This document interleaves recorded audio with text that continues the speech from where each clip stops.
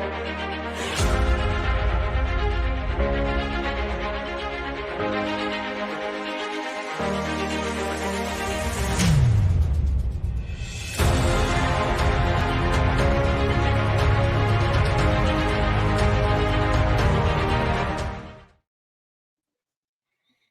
right, what is up, everyone? Welcome to Spoiler Kings. My name is St. Kramer. I'm Brian the Grizzly, Brandman Brandon, and we're just gonna hang out tonight, talk about Percy Jackson, a bunch of Hollywood news. We got SuperGirl casting, Last of Us casting, Fantastic Four being pushed back quarter 3, 2024.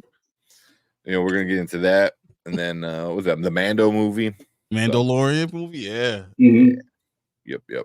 So we'll get to that. We'll probably maybe talk I don't want to spoil Echo for Brian because Brian Didn't still he just finish talk about it. the first look? I watched the first 3. I watched the first 3.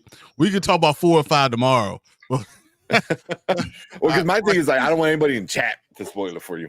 I know. You know what? Honestly, I'm going to watch it regardless. Honestly, it's I'm enjoying myself. I love the Choctaw Indians, Native American story. I was saying I had a girlfriend who's Choctaw Indian, and I've heard so many of these stories, and it's very cool, and the way they've woven it in with her storyline is just so awesome. So I want to talk about it.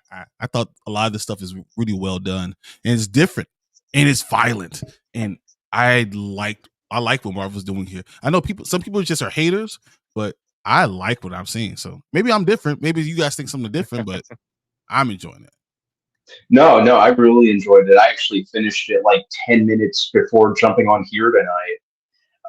It's a good change of pace. I think we needed that kind of smaller, without spoiling anything, kind of like that smaller, more grounded change of pace in the MCU. Yeah. So, did it feel like you guys it made me want Luke Cage again? I want Jessica Jones again. I want that street level Netflix kind of. I want Daredevil. I want all that stuff now. This is perfect. Mm-hmm. Yeah, this definitely fit in that vibe. Go ahead. Sorry, Ryan. I was agreeing with Brian. I was saying, I want Luke. Next, bring back Luke Cage. Bring back Jessica Jones. Bring back Iron Fist. Just set him up with a better fight choreographer and better writing. I'd be fine with that. Make Stephen Young him. Let him be Iron Fist. Man. There you go. There we go. That would be much better. Oh. It's still being with yellow. So yeah. But who was it? John Campea. I wound up watching John Campea talk about it, and he absolutely hated it. And I don't I get why some people might not like it, but I didn't really agree with stuff that he was saying. You know what I mean? He was. Well, Brian, you're already this far into the episode with Kingpin. Oh, Kingpin. He just was so angry about not knowing how the Kingpin took a shot in the face. I was like, I don't. So why does that matter with the story at all?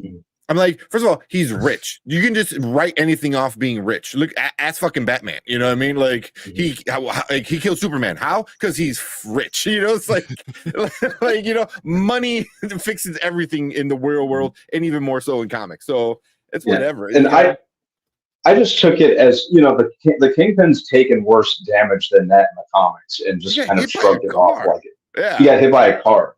So I just take it as.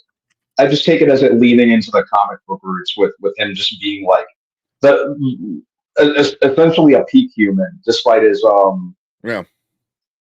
girth, Hey, but him being that big, knowing that you can also like the shot could go out here and go out the other way. 50 Cent got shot 9 times. That's real life. So I'm just saying, it's possible. Everything was that, but it was like it's comic books. There's at some point you just have to be like, yeah, whatever. You know what I mean? It's like we're not questioning how a dude with metal wings can fly around in the air. You know what I mean? Like, but as soon as those metal wings get retracted, like he falls like a sack of potatoes. I was like, What? Like, how does that make any sense? You know, like if we're gonna start asking questions, then that's a slippery slope. Yeah, I was like, this is all gonna fall apart then. Now, yeah. How a man of iron can fly around with fucking pulsars, you know, like attached to his feet and arms. Like what? Like people are just science with that. Yeah. Yeah, you can buy all that, but a dude getting shot in the face is where and walking it off is where you draw the line. Yeah. Yeah, but I thought that like he got really angry. I was kind of like laughing a little bit how angry he got at it. But you know, some of the other things, you know, like I went up on Rotten Tomatoes to see the score. The critic scores was okay. I thought it was a little bit higher than what the critics were at. The audience was a little bit higher, but it's also there's no verified rating because you can't purchase a ticket to see it. You know, you just kind of put it. The amount of half a stars on the stupidest shit was like horrible. It was horrible. Like one talking about like disabilities, one talking about women, Native Americans, sign language. They're like, oh my god, they're pandering. I was like, pandering. I didn't think so. Yeah, not at all. But that's who she is. I mean, and that's just a person, and she was still kicking ass. Like, why are you worried about that? Like, I don't understand why people worry about the dumbest shit. You know? It is as far as John Campea is. I watch it for Ray. I'm just being honest. For Ray. I watch John Campea for Ray. It's just, I'm at that point right now. That's why I want to hear his opinions. Campea is fine. I mean, this like, you know, but it's, you know, he always says, and I do agree with what he says. You know, it's subjective. You know, just some people might take things differently than others, which I get. You know, it's whatever. But he was there's certain things he gets mad and it does get a little funny. It's like, all right, man, all right. Yeah. All right, let's see. We got some of these comments. I know Anzo's in the house. What's up? What's up, Anzo? And then Brandon Davis said, all that stuff is on Disney Plus right now. I know. I've been watching it all. Yeah. Yeah. One thing about Echo, it is all shot on location, no big CGI. Yeah. Yep. Yeah. At the very end of the show, this is not a spoiler. They do say like a thank you card, you know, kind of a thank you screen. This is like, you know, with deep gratitude, we appreciate like the hype Choctaw tribe, you know, to allowing us to help shoot and this and that and stuff like that. So it was cool. You know, they were there and you saw the Choctaw Nation like on their website. They have the Marvel stuff on their website. Oh, really? Yeah, really? It's real cool. Yeah. So it says like Marvel, Echo, and Choctaw Nation together. It's pretty cool. You guys can look it up. You know, Choctaw is mostly shot. It's Oklahoma mostly, so you can look it up right now on their website. It's the first thing you see is gonna be Echo. Yeah, that is pretty cool. That is pretty cool. Yeah. He says Brandon Davis said, I did like Echo and not giving anything away. I just wasn't feeling the last episode. I've heard that though. I've heard. That's what I want to talk about, man. That's because I've heard 4 people say this to me now. Yeah, I'm not gonna spoil it for you, but that last episode, bro, they could have did better. It's interesting. Yeah, it's interesting for sure. But that's why I was like, the first thing after I watched this, I'm like, oh, I can't wait to talk about it tonight. And then Brian's like, I didn't finish it. I was like, damn it. I was like, look, I only blame the fact that I actually sold my house already. So now I have to actually move. It's like I have to find somewhere to live. So yeah. In a very, very short amount of time. Less than like pretty much a month. Yeah, we're in Chicago, so Snowmageddon's happening this weekend. So this weekend is scrapped. Yeah, lose the whole week. Yep, you might see me kind of sticking my head up, like looking over here at the window periodically. Nice.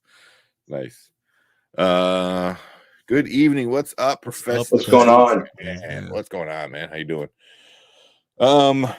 Yeah, man. Yeah, just a reminder, if anybody's in the Chicagoland area, like leave a faucet to a drip so your line don't freeze because it's gonna be super cold. Make sure you got gas in your car. Man, that's why I wouldn't get it. I was like, man, let me get all this stuff together right now. I mean, at this point, it's too late if you didn't go get food because it's gonna start in like a few hours. So it's never too late. Just put us on your phone and go get your groceries. Go to Walmart. Do what you gotta do. Yeah, I was gonna say you gotta go 24/7 Jewel or Walmart or something. But now I feel like I should throw on my clothes and just go over there midstream. Start shopping in the middle stream. You just get one of those little what's those things called where you the sticks, the selfie sticks, and just as you're doing, just walk around like this and let us know what you're doing. And this is for chili. I got you. Yeah. Well, let's see. Said I enjoyed that it wasn't like some crazy superpowered person. Yeah, but I did think it would be more fighting. I really enjoyed they did with the ASL. Mm-hmm. Yeah, I wanted more fighting, but the fighting I got, I was okay with. Some of those scenes are great. Great scenes. The way they did it, and they did without CGI, and it's just it was good. I enjoyed it. Yeah, so far. Yeah. The ASL stuff was super cool. No, but I do want to say this. I told you guys it was going to start with Daredevil. Mm-hmm. The show is going exactly the way I said it was going to go. Let's see if it's like beat for beat. I was like, yeah, this is exactly what I expected. Yeah. Yeah. Also, she's on a motorcycle from New York to Oklahoma. But New York also like around Christmas time. So it's still cold on a motorcycle all the way to Oklahoma. Like, damn, that's a ride. That's a long ass ride. Use the power of our ancestors to not be cold. Yeah. I was waiting for her to get a vibranium leg. I think the Wakandans gave away enough of their shit already. They're like, nah, we're not for you. You street level. Yeah. Hey, but she could always go to Namor. There you go. Because she technically, I don't know where the Lopez name came from. Obviously her dad in some part, but I thought her dad was also Native American. Well, I mean, Native, Mexican people also have Native American background, especially that happens all the time, especially around Oklahoma and Texas and stuff. So yeah. He said, I love their backstory, but you have to watch Hawkeye to fully get it. I don't think so. Not necessarily. Yeah. That first episode. Yeah, that first episode gave a really good catch up. What do you think, Brandon? It kind of speed runs everything at the beginning. I think that's really all you needed. You don't necessarily have to watch all of Hawkeye, because if we're getting technical, she didn't play like a huge part on that. It was just kind of like a decent enough role, but I don't think you have to revisit it at all. They kind of give you enough to go on at the beginning in the opening 5 or 10 minutes of this one. Yeah. Mm-hmm. I know does anyone need to go back and watch a Hawkeye? No one wants to do that. Yeah, no. Marvel knows better. Come on, man.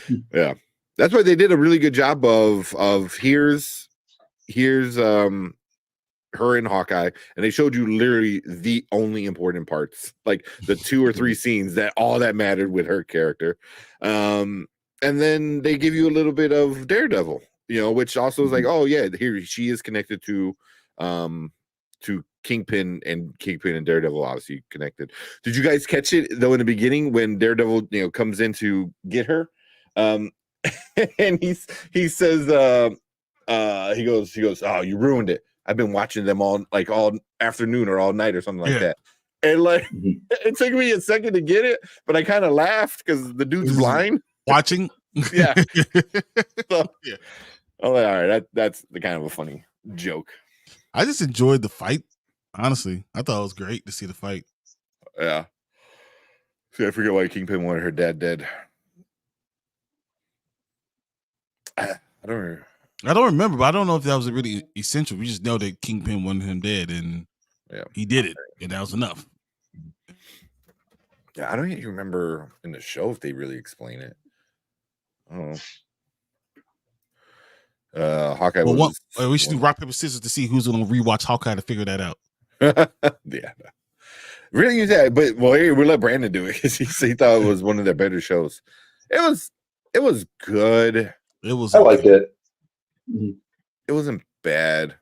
Right now, the word, so according to the ratings, Secret Invasion is rated the lowest on show. It's like somewhere in the low 60s, I think. Because it was terrible, which is understandable. It was the worst ending I've ever seen. Yeah, come on, man.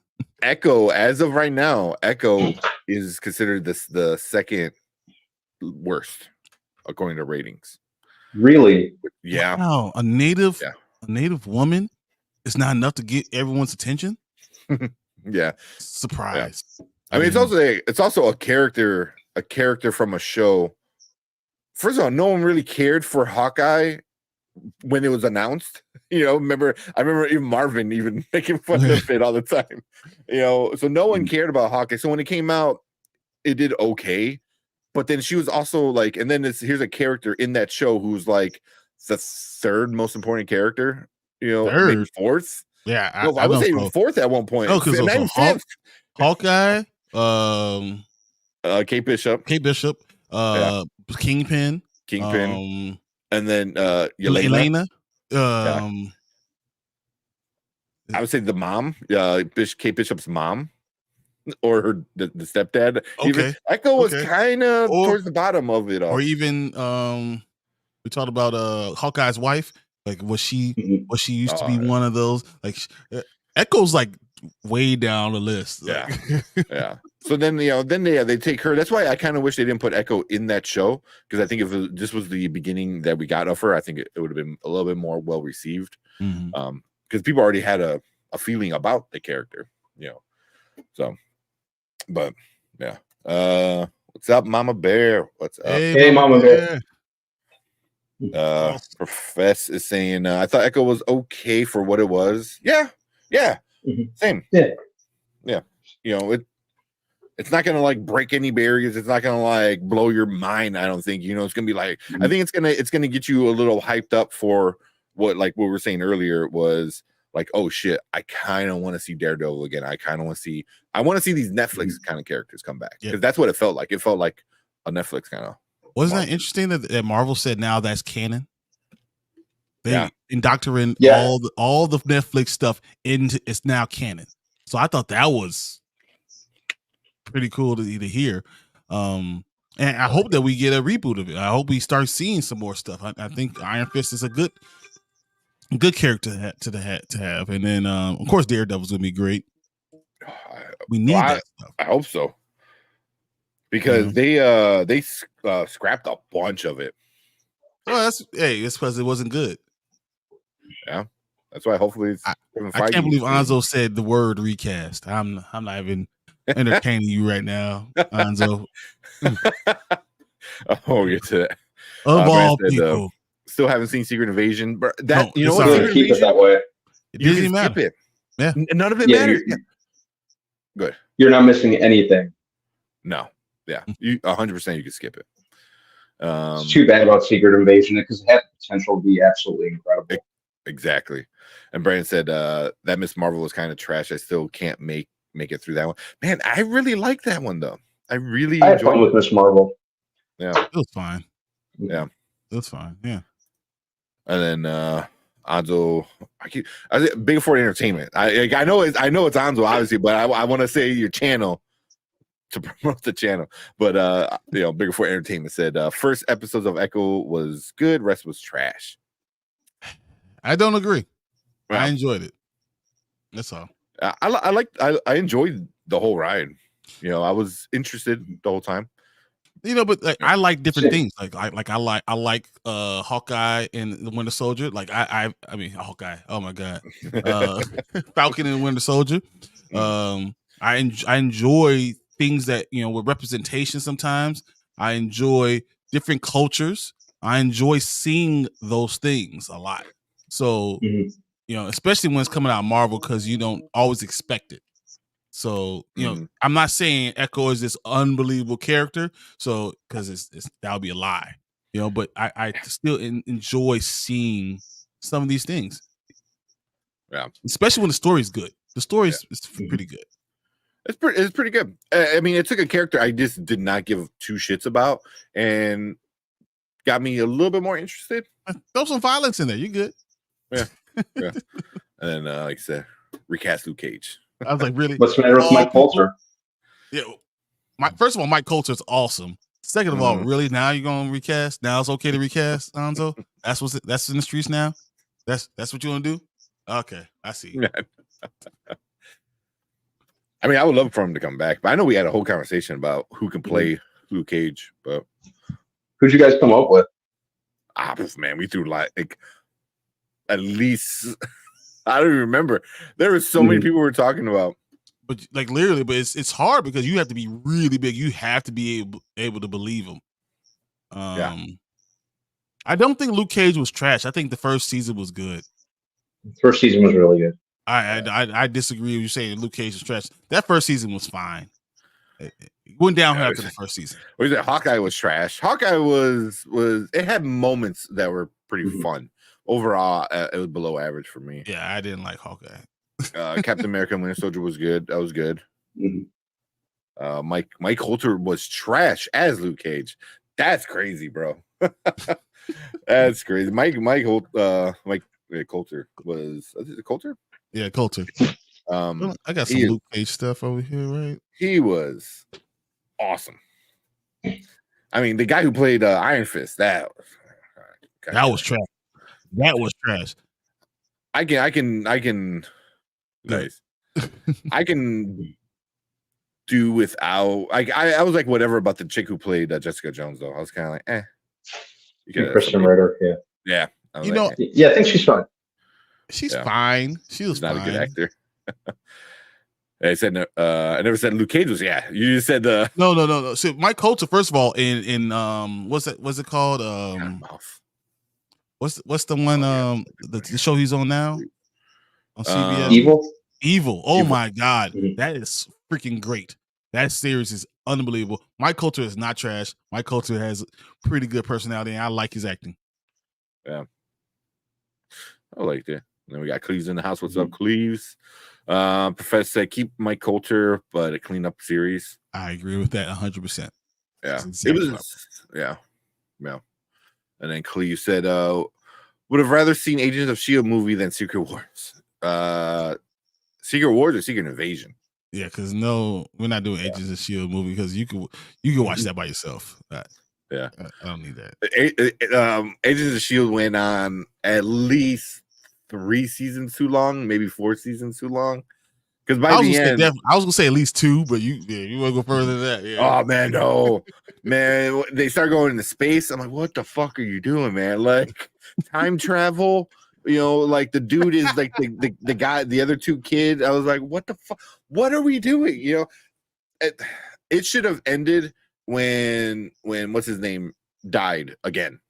What's his name? Oh my god. Who the guy who died in Avengers 1? Avengers 1, the one that Coulson, Coulson, Agent Coulson. Yeah, correct. Yeah. He wind up dying again in the show, but then they do some multiverse shit, and another version of Coulson comes in, and then I'm like, what? Hey, you gotta get through because Anzo's saying that's better than anything they did anywhere else. Agent of S.H.I.E.L.D. is better than all the Netflix shows. No, it should have ended I'm like, it ends when Coulson dies. That's it. This stupid ass, Quake, which was, but when she becomes in charge or whatever, or the other dude becomes in charge, like I forgot what his name, the mechanic guy, like he gets in charge of the S.H.I.E.L.D. It should have ended there. Done. Instead, they do all this other crazy shit. But yeah, I don't know if it's better than Netflix because those not better than I didn't like Agents of S.H.I.E.L.D. I thought it started off fun. I didn't like it at all. Well, no, it started off fun. This is me. I was Mac. There you go, Mac. Yeah. I was gonna say Diesel, but close enough. I'm like, I know that ain't right. Yeah. It dragged. Like I saw the first 2 seasons, 3. That's what it was.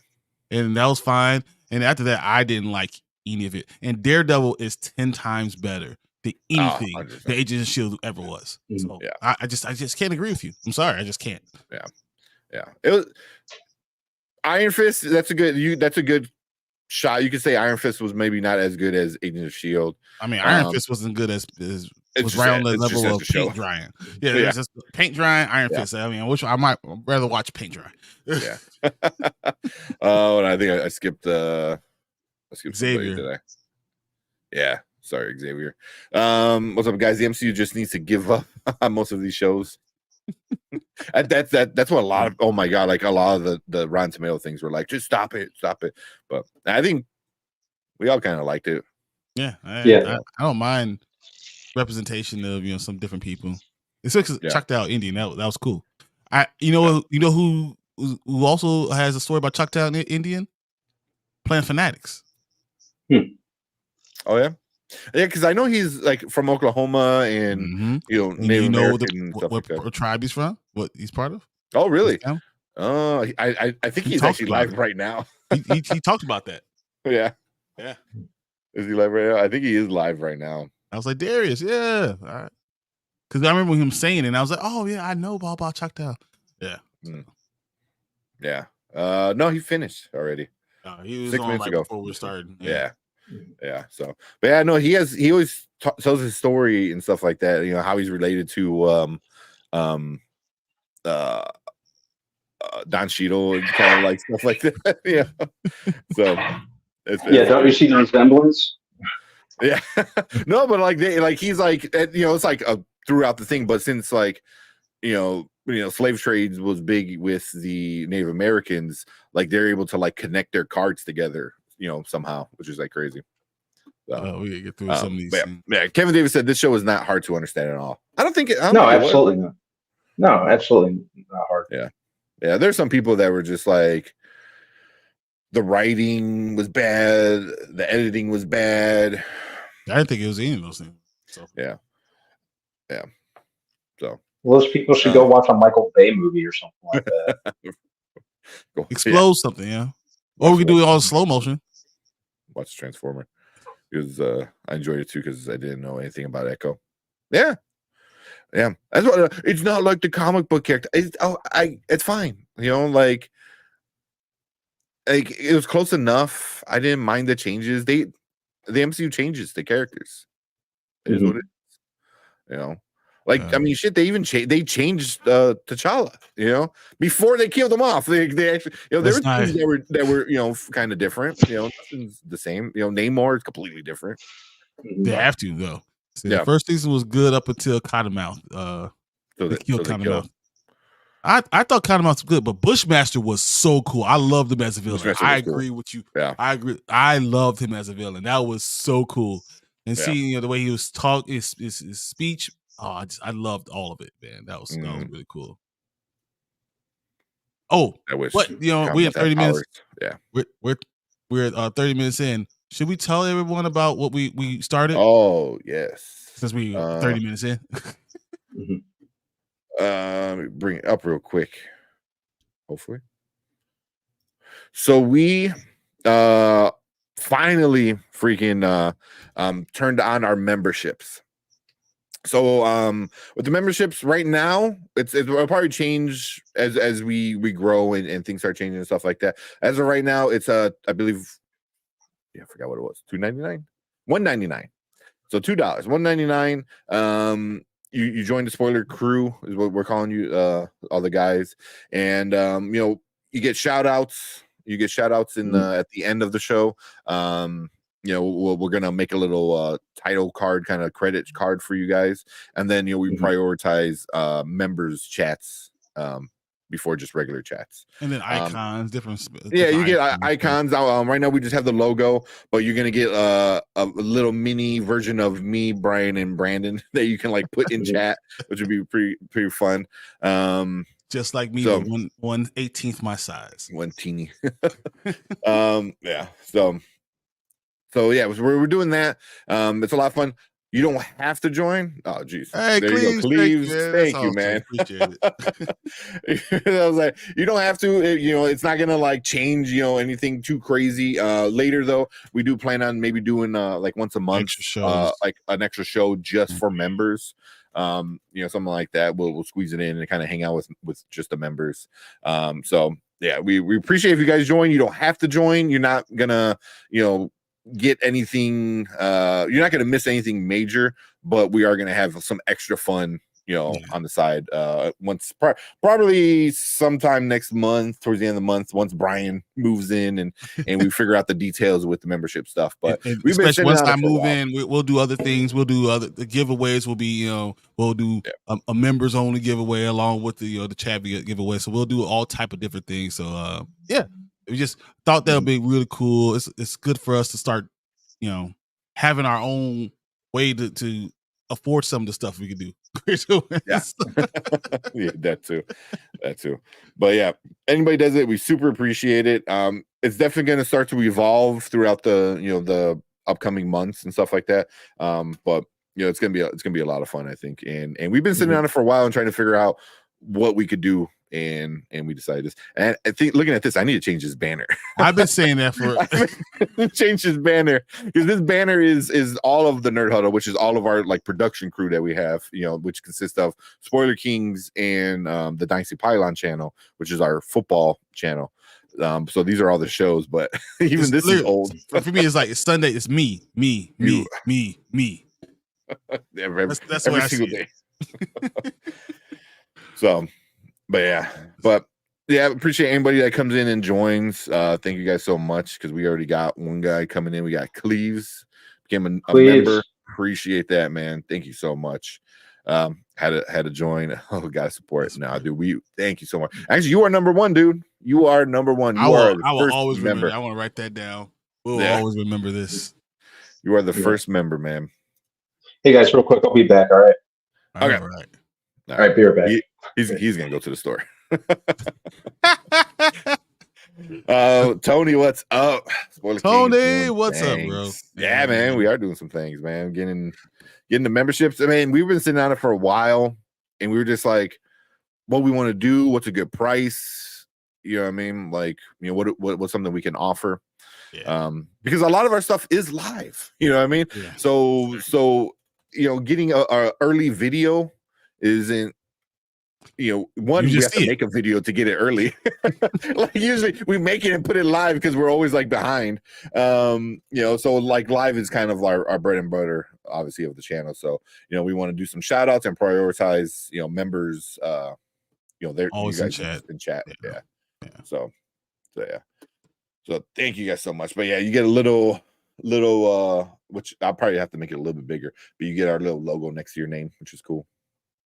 So we'll do even more. We'll get bigger and bigger. We'll keep on going. As I said, we'll evolve, and we'll talk about this again at the end of the show. So yeah. All right, where we leave off?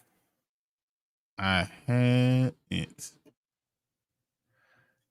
I know.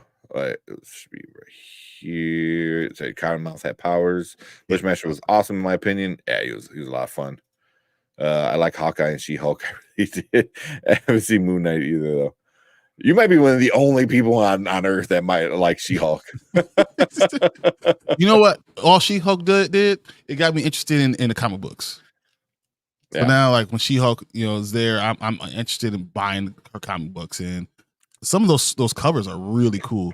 I wish I had all of them. I've been collecting some of them, and they look really awesome. Some of the variant covers, awesome and incredible, really good. Yeah. I got one right here, actually. I'm thinking about it. Nice. She's a cool character, and I don't think she's irredeemable after that first season. I think they left it open and goofy enough where she can come in and do stuff. I think you need to get better writers. You need to get writers that know how to write comedy. If you were pitching this as a comedy, then it failed. If you were pitching it as like a law comedy, like something like an Ally McBeal, or it was definitely not that. It was not. It seemed like it was trying to figure out what it was. And then it was a little breaking the fourth wall like Deadpool, but it needs to figure it out. And I think you need to get better writers. But it has potential. I could see season 2 being pretty awesome.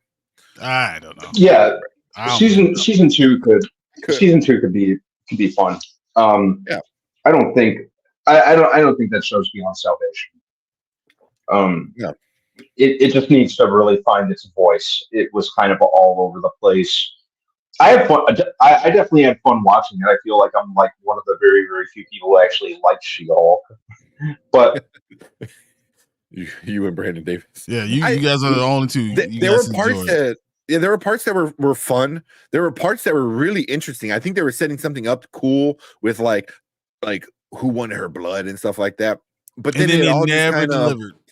It just all fell flat on his face, and it made me angry. It made me irrationally angry to the point where, like, once you showed me Scar, I was even more pissed off. It was just like you went from like kind of goofy, I got it, and then it went from like interesting. I'm like, oh my god, what were they doing? And then like it all ended, and I'm like, and then they show the fucking bowl haircut with Scar. I was like, I mean, this is the guy that like wants to kill Bruce Banner and kill Hulk, or kill Hulk, not Bruce Banner. It's like, dude, that's when you're irrationally angry. Yeah, I was like, oh yeah, I did. That was my John Campia moment. Oh, you've only done it twice. That and for Transformers, Rise of the Beast. I'm not gonna call it Beast Wars.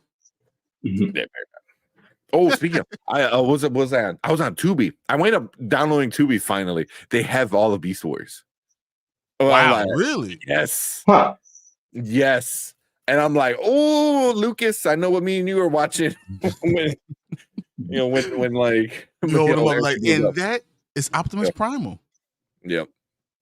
Yeah. So I was like, we were scrolling. I'm like, what do they have for kids? I'm like, Beast Wars. I got all excited. Let's see. Yeah, Mac on the show was pretty fire. Daredevil is still gold stat. To me, that it is. It is. That's plus one. Easily. Easily. Yeah. So I don't know. Coulson died again. They brought a different version. Yeah. But it was the same guy, right? Yeah, it was the same guy. They didn't recast. No, they didn't recast. I mean, it was weird, man. It was weird. All that. Like, at that point, it was weird. They did bring in Ghost Rider, not the Johnny Blaze. Robbie Reyes, right? Yeah, they brought on Robbie Reyes with the car. It was awesome. It was really good. I thought it was really good. Even the graphics, I was surprised on how well the graphics looked. Well, okay. So Ghost Rider was fire. That was the best season. That was probably one of the best seasons. That whole season. It was a really good season. Yeah. Still can't believe how bad Iron Fist was. Oh, it was so hard to watch. It literally was. I was like, I can't do this. Yeah. They did bring back Coulson for another universe, but he died to the Coulson. Yeah, we all see was an android. Yeah. Oh. That sounds like, you know what? You ever seen the movie Bolt? And they're talking about what we're gonna do. We're gonna bring aliens into the. Anytime it gets really stupid, we're just gonna bring aliens into the show, and that's what they did. It was stupid. Like, you're gonna bring robots and aliens. Bolt, the movie is a little kiddie movie, and they always John Travolta. Yeah. Yeah. Okay. And they always said, like, if it's gonna be stupid, what they'll do is they'll just bring aliens or robots, and that's how everyone will love aliens and robots, and that's what they do with any show as the viewership drops. And yeah, I saw that, and I saw that. I was like, all right, I'm done. You lost me. Yeah, yeah. But Agent of S.H.I.E.L.D. had some really cool bad guys. I was a Hyperion. I think they had Hyperion, which was really interesting. Who was played by one of the dudes from Heroes, who played another hero, superhero kind of character. And he's the guy who played him. I can't remember his name. He also voices Tony Stark in a lot of animated stuff too. So he's like big, into being part of the MCU. So and he's a pretty decent actor. He's a TV actor. Yeah, they had a few good villain super people, but never watched any of the later MCU shows. Bushmaster was that Dio Mariah Stokes. Yeah, Mariah Stokes. Mariah Stokes was awesome. I mean, I liked all of them. I loved Luke Cage stuff. They didn't do it well. Like at the end, it just started to fall flat. Yeah. That's it was Graviton. My bad, not Hyperion. Graviton. Go ahead, Brandon. No, I was saying I think they kind of, the way that second season of Luke Cage ended, I think they had a grander plan in mind, and we're going to kind of go deeper into it in season 3. The only problem was Netflix canceled everything. Yeah. Mm-hmm. Yeah. Well, I think because MCU Studios, the actual main studio, wind up getting everything back, right? Mm-hmm. Yep. And that's why they just added it to the canon now. Yeah. Yeah. Decided to add it and say, oh, it's all going to make sense because of the street level things they're going to do now. Yeah. Yeah. That's why, Brandon Davis bringing up Tombstone. I think that'd be great. Tombstone would be super cool. I wouldn't mind seeing him in the Spider-Man movie. Same. Explain that. Yeah, he's like underling for Kingpin. Mm-hmm. You have to bring Kingpin first, like like. Yeah, and they haven't connected those things yet, and until I almost, yeah, dude, yeah, don't do it. No. Yeah, but I can see them doing, but you can introduce Kingpin in the next Spider-Man movie and have Tombstone, because Kingpin be the guy up here, and then Tombstone would be like the beginning, like, oh, this guy's doing really bad shit. Then you find out like, oh, he's only an underling to Kingpin, so it would like finish a movie, but set up a bigger story, I thought they were going to use Spider-Man to bring in a lot of the street level heroes, and then that's going to be the connective tissue between him, Daredevil, and all the rest of the street level heroes, and then you have a villain like Kingpin. So like Defenders, if you do it the right way, so you can have the Defenders, and he can lead that, and then return to what they're going to do in the MCU. The big, yeah. Well, then that works out good because then you can have Tombstone, but you don't find out he's an underling until at the end of the movie. And it's kind of like setting up a Thanos, what I mean? Like you have, you have Ronan, but he's boss. Here's his boss. You have Loki, but here's who's Loki's really working for, do that kind of shit, but with Kingpin being the Thanos, He said there won't be a shock because we'll all know. Yeah. What's up, Tony? Tony said Hawkeye was cool. I like how Haley handles a bow. I bet you and Josh Allen. Yep. Oh, you got it before me. Yeah, that's good. Yeah, did you? Okay. Oh man. And Jason Entertainment, what is up, man? What's up, Jason? Ada and Ghost Rider were good and good storylines. I believe it was Ghost Rider, LMD, and Agents of Hydra. Agent of Hydra. LMD. I remember LMD. Yeah, what the hell is LMD? I don't remember now. But I remember the Hive. That was like one of the early ones. I thought that was pretty cool. Yeah, Agent of S.H.I.E.L.D. was fun, man. I was hooked onto that show. I didn't like it. So the life model decoy. Yeah. Yes, it was a life model decoy. Yeah. I will be with you. My final answer on it on Monday. What's that? We're talking about what's it called? Freaking Echo, right? Yeah. We're still on the topic of kind of, yeah. Can't wait to talk about that in depth. Yeah. At this point, it's like MCU shows. Yeah. Aliens and robots are so cheesy. Yeah, exactly. And Agents of S.H.I.E.L.D. did both. Yeah, they did androids. They did alien. Well, even the MCU did alien. The way they explained it, they were like, when you run out storylines, that's what you do. You just throw in aliens and robots. That's that's your jumping the shark moment, right? Yeah, exactly. Yeah, exactly. Yeah. Grant Ward. But I did like Quake. I did like Ghost Rider, and I did like Coulson. I think they were like my favorite things about it. Ming Na's character was cool. She was an interesting character. Yeah. She was super cool. Yeah, Grant Ward was he was being one of the bad guys. Yeah. I was like, wait, is that him? Yeah. He was cool. Mm-hmm. I really hope Daisy / Quake will be in the MCU. She wants it so effing bad. I'd be totally open to that. I'm not the biggest fan of her Mm-hmm. You know, but yeah, but I mean, I wouldn't mind. I wouldn't mind it. Yeah. So I thought they did something cool with a character that isn't really big in the comic books with Quake. So. Oh, you guys are something else. Yeah, we're gonna get to that in a second. I love the Legend of Tomorrow time travel. Yeah, the AOS had it in the last season. Yeah, Legend of Tomorrow is good.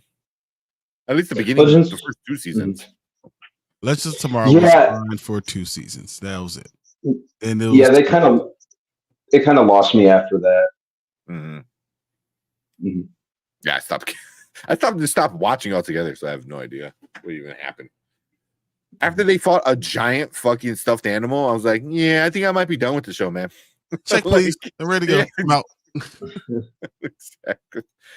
Have you all watched Ted? Can we talk about that? I haven't watched it yet. I haven't gotten around to it yet. He just started it too. He just started it today. Yeah, but I'll probably check it out. Are all the episodes out, or are they doing like weekly thing? Let me know, Brandon. Bring Luke Cage back in Spider-Man 4 or the Daredevil show. Yeah, like it's been all quiet on that front. Like if now that we're doing all this street level stuff, and I know I'm constantly talking about it, but go all in. Just don't stop at Spider-Man and Daredevil and Echo. Bring back Luke Cage, incorporate him. Jessica Jones, like we were saying earlier. But you could do slower with if you have just Luke Cage, that would be enough. So you got Daredevil and Luke Cage, and then you can slowly bring back everybody else because he's connected to everyone. From Luke Cage, you could go to Jessica Jones. From Luke Cage, you could do Iron Fist. From Luke Cage, like from him, everyone's connected. So I feel like you go there first, and then go from there. I think they'll do Daredevil first, though. I mean, Daredevil is going to introduce Luke Cage, and then Luke Cage to the rest of the Defenders. Yeah. We said here, really want Heroes for Hire. Heroes for Hire would be awesome. It would be smart to follow that type of storyline.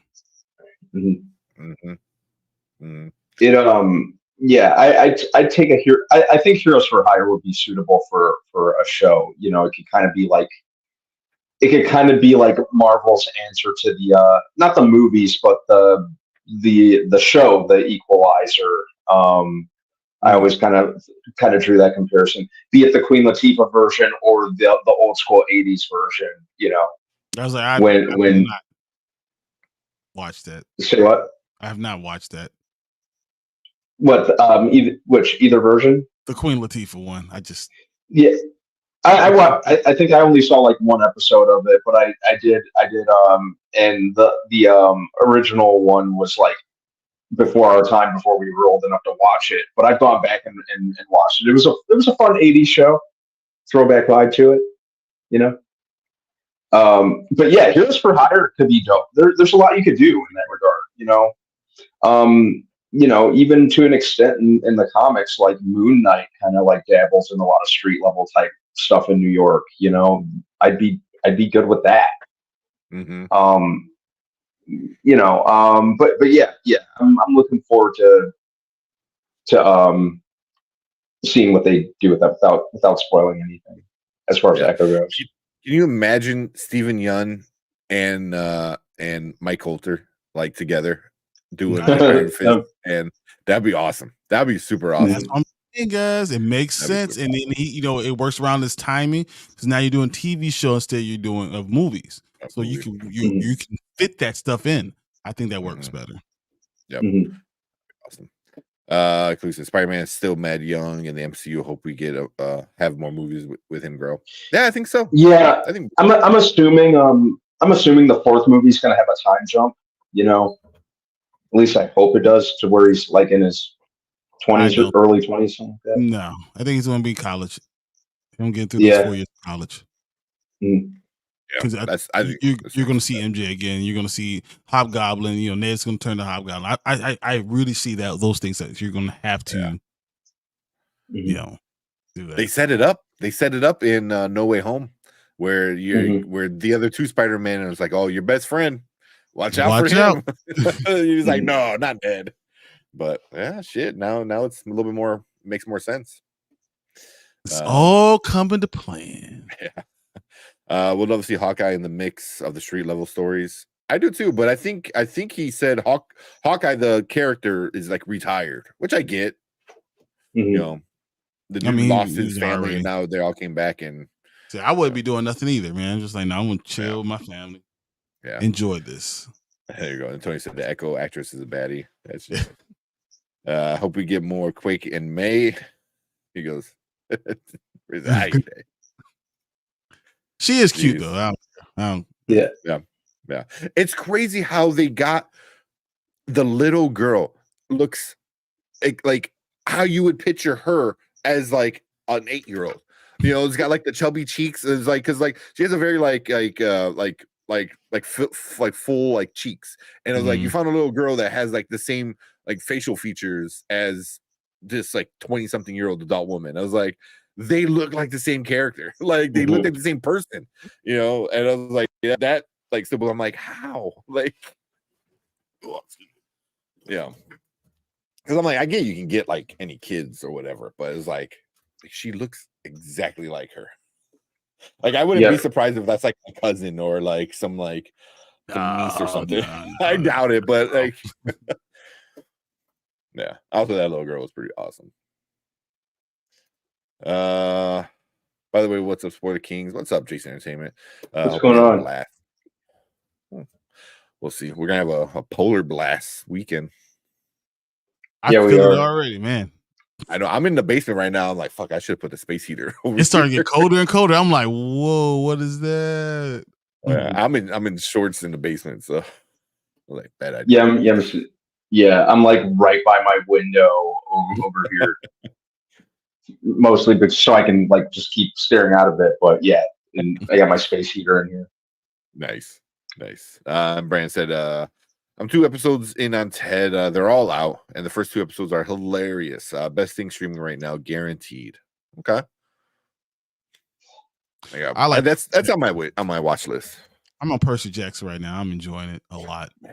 Oh man, I can't wait to talk about that because Edge, man, dude.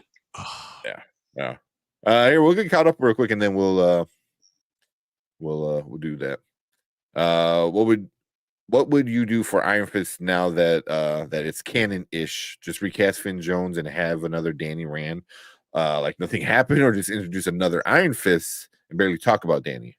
Never mention Danny again, or just recast him. Recast Danny. That's it. I would say recast him. You can keep Finn Jones. Just get better writers for that show. All that show consisted of, like, every episode is him going, I am the Iron Fist, and then someone being like, no, you're not, and then him being like, yes, I am. That's all it was. Yeah. So I think he's he did what he could. He was working with like crappy material. Just get him some better writers and a better fight choreographer. Yeah, because the fight scenes were awful. Yeah, they were bad. The way, I don't even know, what was that, 2 seasons or whatever? Mm-hmm. The way it ended with him and he was going to be a gunslinger. And I'm like, what the fuck are we doing? You know, it's like, yeah, I really wanted an explanation for that.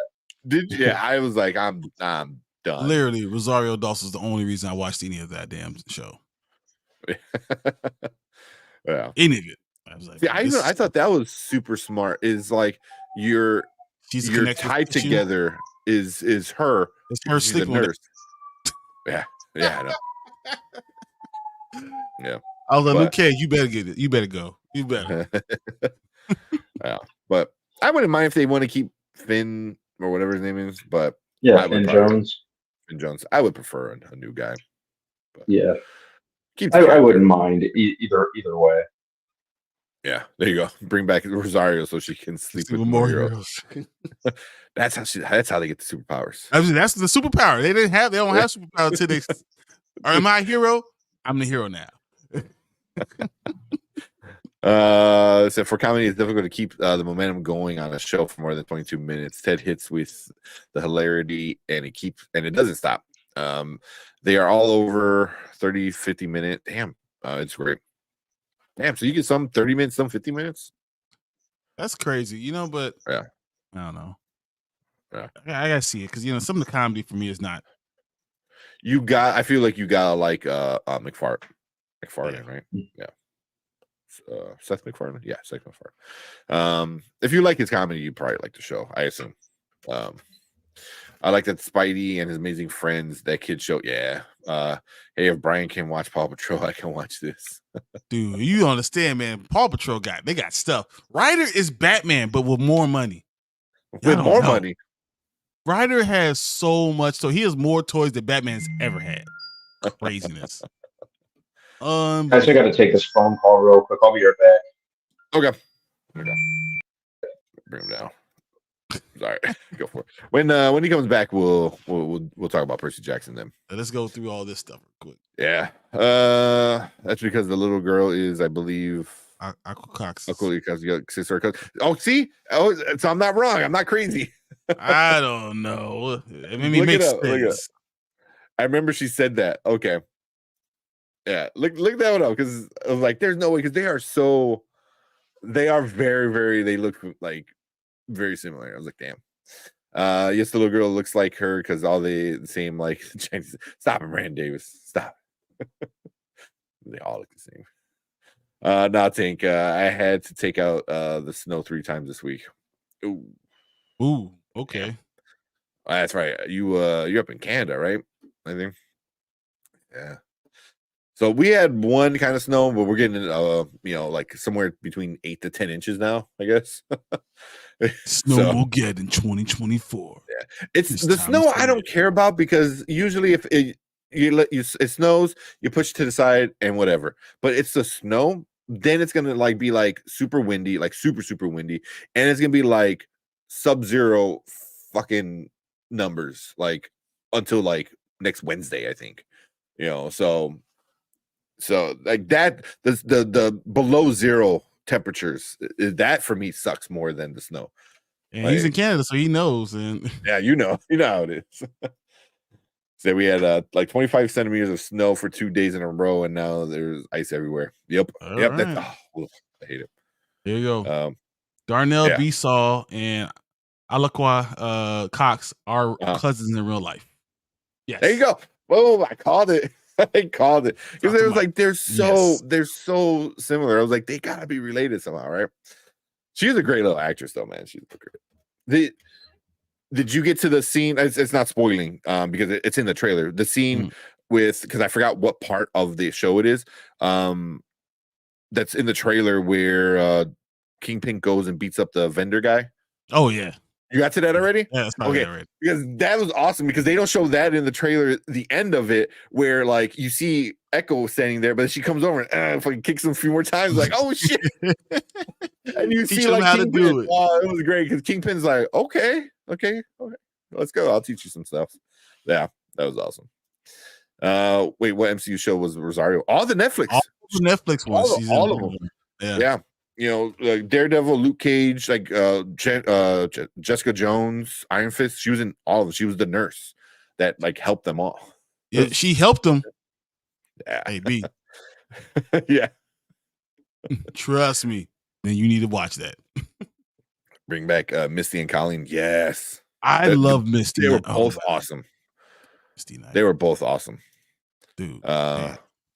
What's up, Matt Film Show? He goes, I know is it I Quest I guess the Netflix shows are canon.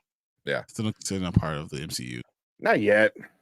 But they did say, I think in Daredevil we'll probably get more explanation of how exactly. What I missed? We're just snow. It's snow. And it is, the little girl is the cousin of the actress who plays Darnell Besaw is Alaqua Cox's sister cousin. Yeah, so they are related. That's what we came with. I'm gonna run through these real quick, and then we're gonna talk about Percy Jackson. Like Colleen Wig in that show, as well as Missy Knight and Alice Eve character. Dare I say, Colleen Wing was like one of the best characters in Iron Fist, especially on Iron Fist. The best character. She was by far the best character. And Misty Knight, I love Misty. I awesome. love. Mm-hmm.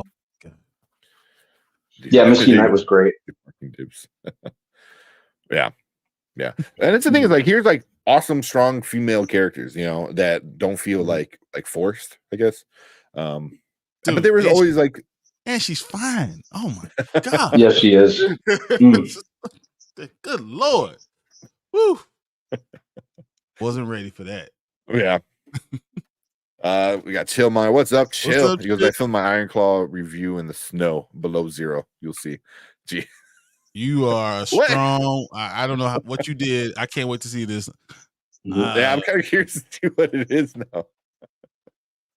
Are you just like outside, like in the theater? Outside the theater, I mean. Or you did like funny if you were just in your backyard. Oh man, I can see Chill have a wrestling ring in the backyard. Oh man. Brand, we fight over who gets. You take it. No, you take it. That's that Canadian argument. The Canadian argument. Yeah. Over here, you move a lawn chair, you might get like shot at. Mm-hmm. Watch those shows. Yeah, exactly. There's no Marvel movies that are planned for this year. Watch, man, those Netflix ones are good. They're not. Some of them are way better than others. Iron Fist, but for the most part, they're pretty good. I liked. Oh, we didn't even talk about Punisher. Oh my god, fuck, yeah, that was amazing. But I thought Punisher was awesome. Yeah, they're all super awesome. So check them out, man. They're fun. I think you might enjoy them. He said it gets real friendly. Usually it gets settled over at Timmy's. It's real polite shit. We don't do that here. Exactly. Love Luke Cage's choices. Luke, yeah. I like that. Hey, he made some real good decisions. Real good decisions, man. Yeah. Mama Bear, we do dibs, which means I shovel out a spot, put a chair. Yep. Which means technically it's illegal, but that's what we do. Yeah, most of the time they know. And she said we don't break out pews. It's just like Fast and Furious. But it's a Tuesday for us, man. Yep.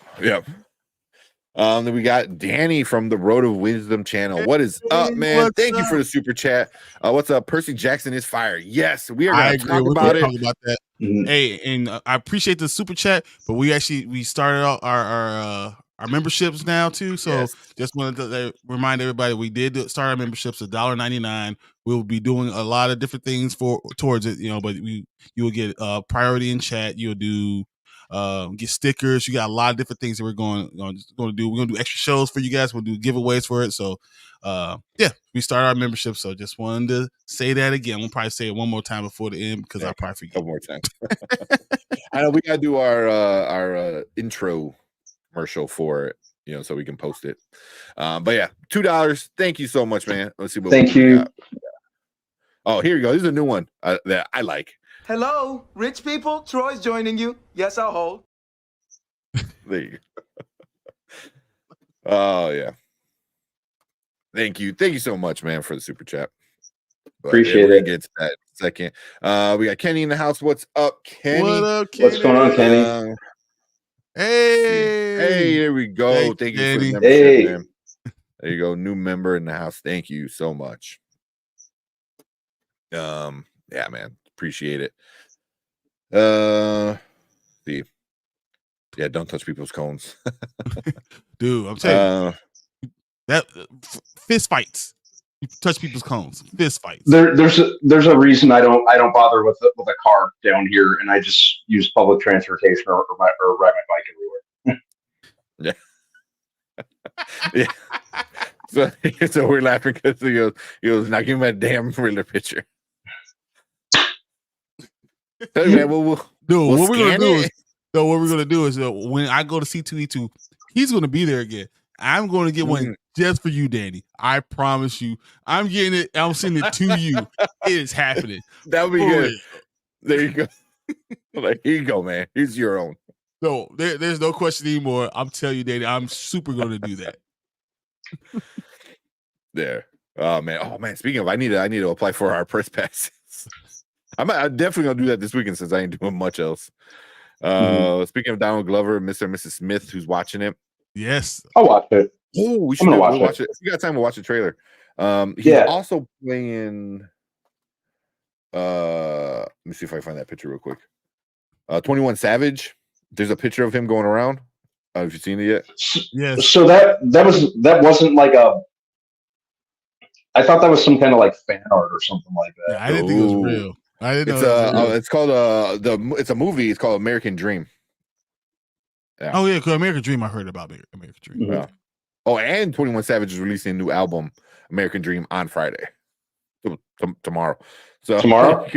Yeah. Oh well, I'm gonna add that to my list after I listen to the new Cudi album. And then you got 21 Savage. I'm like. Yeah, like I'm almost inclined to just stay in tomorrow because that's really the main thing that I care about tomorrow is the new Cudi album's coming out.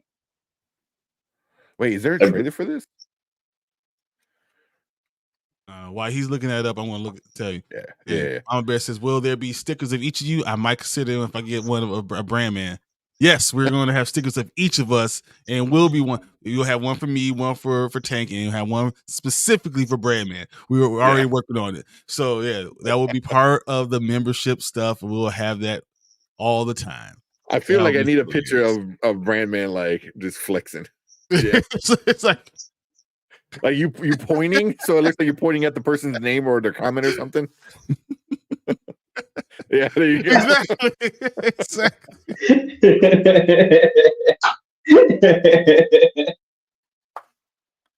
Let me see. Matt says, "I hope they bring the actress who played Elektra in the Netflix series. She was a baddie for real. I heard it's going to be a new one. I heard it's going to be a new actress because I know that there's a new one for Vanessa Fisk too. But the actress that I heard they got that's playing Elektra, I think her name's like Margarita something. Like I forgot what her last name is, but she's been in a couple movies. She was in that old movie, The Invisible, from 2007. She was also in. I think she was on Shameless for a while. And Margarita Laveva or Laveva, or I'm not sure how you pronounce her last name, but I heard she's going to be the new Elektra on this show. Okay. Mm-hmm. But I would have preferred Elodie Young back, who Matt's talking about. She was, she's a freaking baddie, dude, and she was awesome in the role. But I know she's got that. There's nothing wrong. She's got that. Yeah, she's got that. She's busy with that show, The Cleaning Lady on, I think, Fox. Oh yeah, The Cleaning. Yeah. Oh, I love her. I didn't realize you talking. Pretty good show. I love her. Oh yeah. Okay. Yeah. All right, we got Horror Geek says Oppenheimer is the only film to be nominated in the Guild so far. DGA nominations are tomorrow, so if Spider-Verse gets nominated for top 10, it will solidify itself as an animated film frontrunner. It should be in there for just best movie of the year. It should at least be nominated. All right. Yeah, God, I can't wait for Beyond the Spider-Verse. Oh, I cannot. It's gonna be so good. Mm-hmm. So it's Donald Glover and Caleb McLaughlin. Yes, Caleb McLaughlin.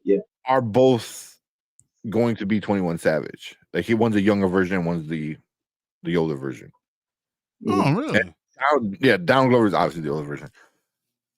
Are you sure? I mean, Caleb McLaughlin is pretty old. I don't know. I know. He still looks super young in this poster. I'm looking at it. Bring it up here. I know he's like what, 20 something by now, like 20, he's like maybe 24. No way. He looks pretty young still there, man. I mean, Donald Glover looked pretty young for a long time too. To be fair, no one knows how old we really are.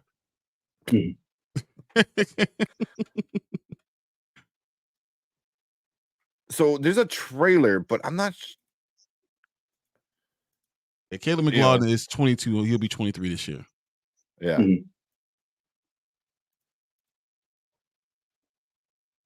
But I don't know if it's like it's the official trailer, but I don't know if it's the music video too or something. It looks like a music video. Yeah, I know. Right? But then there's like clips of the movie. That's why I don't want to play the audio. And now I'm looking here, it's like official trailer for American Dream 21 Savage story, you know. With like pre-save and pre-order music inspired by the film at there. Oh, let me see. How long is it? It's 4 minutes. I don't know if you want to watch a 4-minute video. But you know, there's a picture of Donald Glover.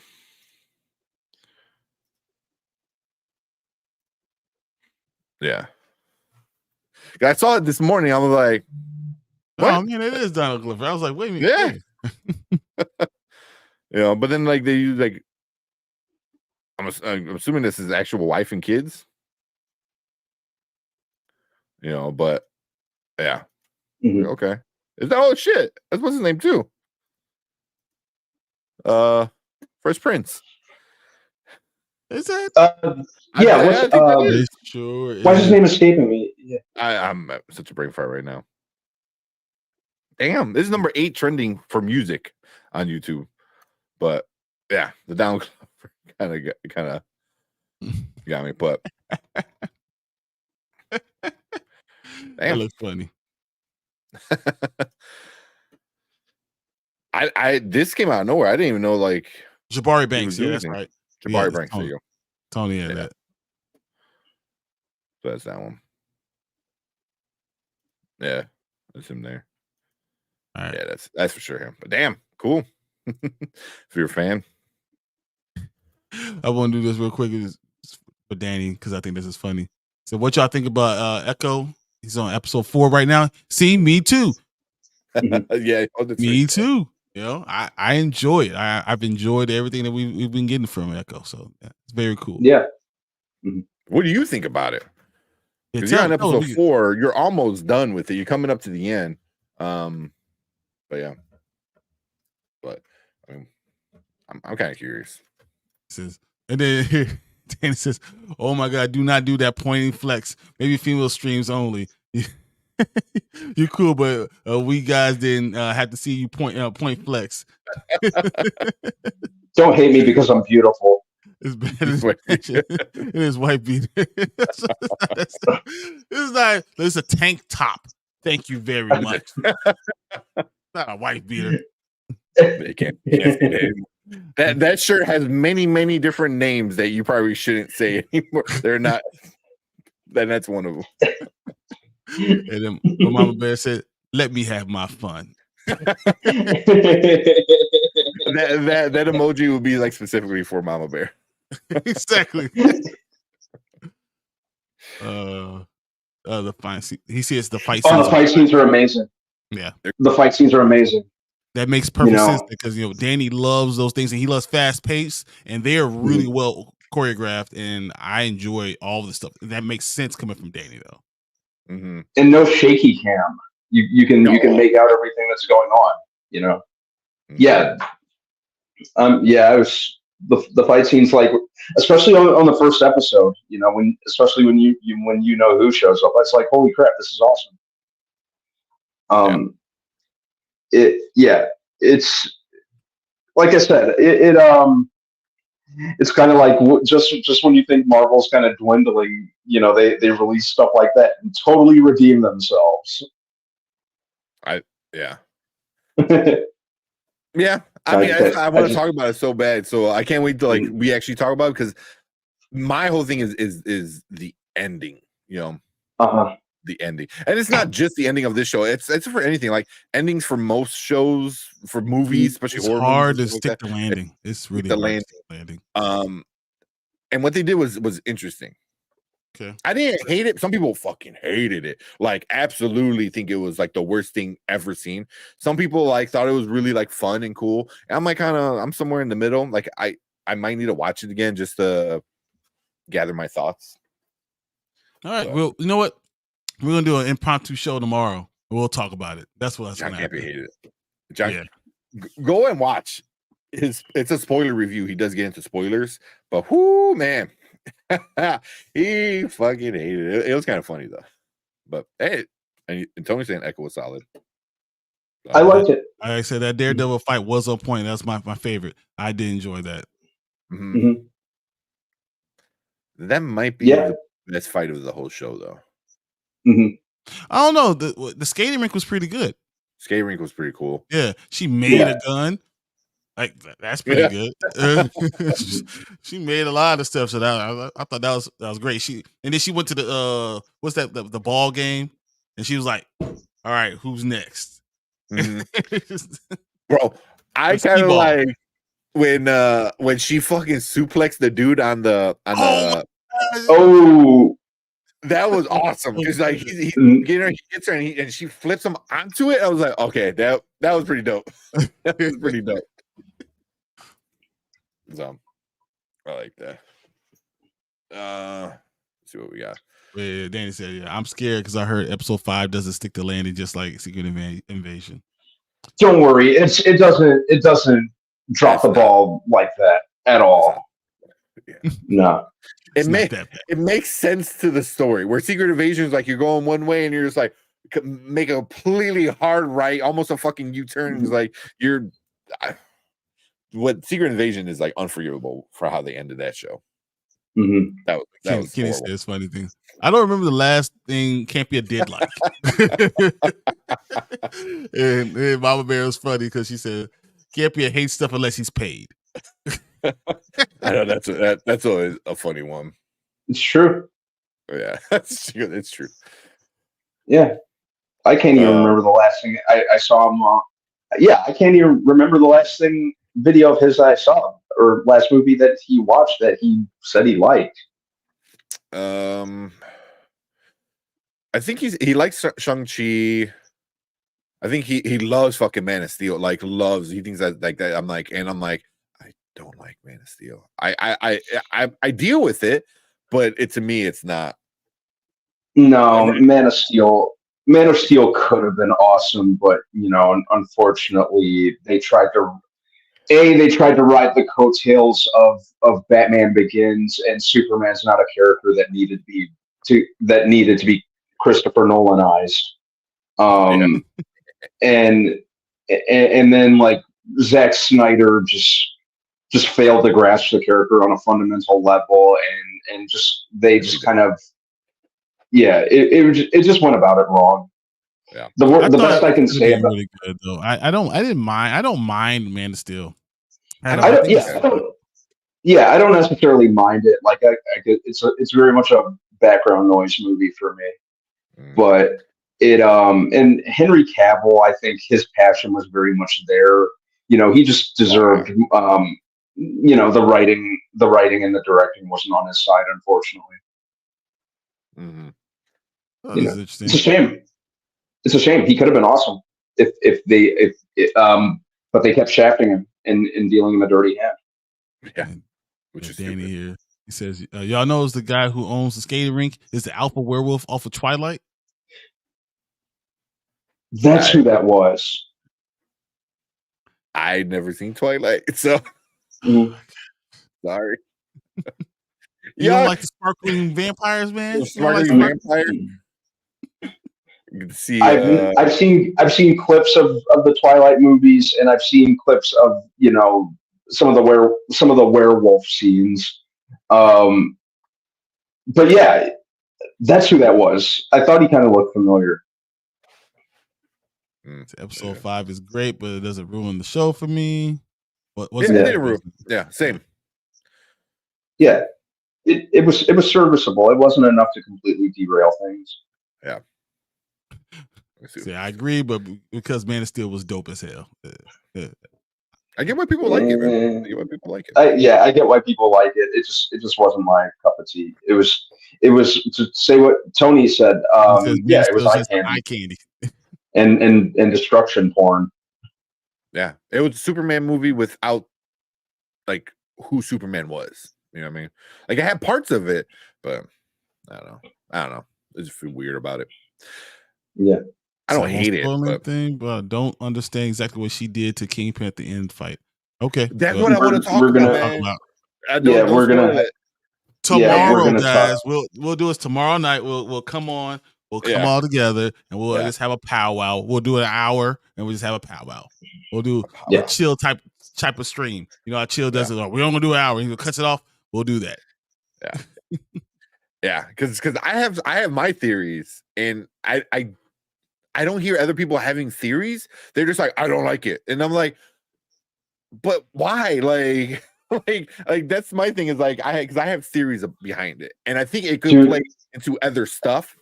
And I want to talk about it so bad. Once that happens, I knew people were gonna just trip about it. I knew it. Whoa! Wait till tomorrow. Yeah, we're gonna wait until tomorrow. We'll wait until tomorrow. I'm gonna leave it at that. Mama I remember when he gushed over Rise of Skywalker and Disney and the Disney feature. Even said that to drink the drink was yummy. Yeah. Rise of Skywalker. Let's not talk about that. Let's not even bring it back up. Oh well, Rise of Skywalker is on my permanent personal blacklist. After The Last Jedi, I still haven't watched it. Come on, dude. The way that he was the main character, but certain scenes, he was just the no-name background character, nobody. Oh, okay. What are we talking about? That's his brand. Say, I love Man of Steel. I hated everything they did with Superman after that. I think they did nothing with Superman after that. Exactly. That's the problem. No, they got Batman vs Superman. They did Justice League one. Half of the Justice League. Yeah. I kind of liked him. I liked him in both cuts of Justice League. I think that those were the only times like the character of Superman actually kind of did anything for me, because I think to an extent he was actually acting like Superman. Yeah, but I didn't think Man of Steel was bad at all. I personally thought it was fine. I don't hate it. I don't hate it, but I get my membership feedback. Y'all know like Man of Steel. What the hell? I can't rock with y'all on that. Henry Cavill. I feel you though, man. I feel you. Blackjacks, no takebacks. Yeah. But what's he talking about? We have a membership fee. We have membership guys. Now we're doing that now. So I'm just going to keep saying that as long as I can every half an hour until we're done, because I'm tired of saying after that. But we do have a membership, $1.99. So that's all. That's all I'm saying. $2. Kenny, I agree.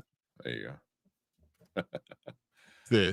Wow, y'all watch Barbie and laugh at Twilight. Sounds hypocritical to me. I'm just saying. I watched it all. Matter of fact, here you go. Right here. I got it all. At least Barbie had a message. Twilight was just, tween porn. That's not what Twilight was about. It was tween porn. Did you read about what Twilight was about and why it's so gothic and why it was so dark and what it was actually trying to say? See, you just don't care.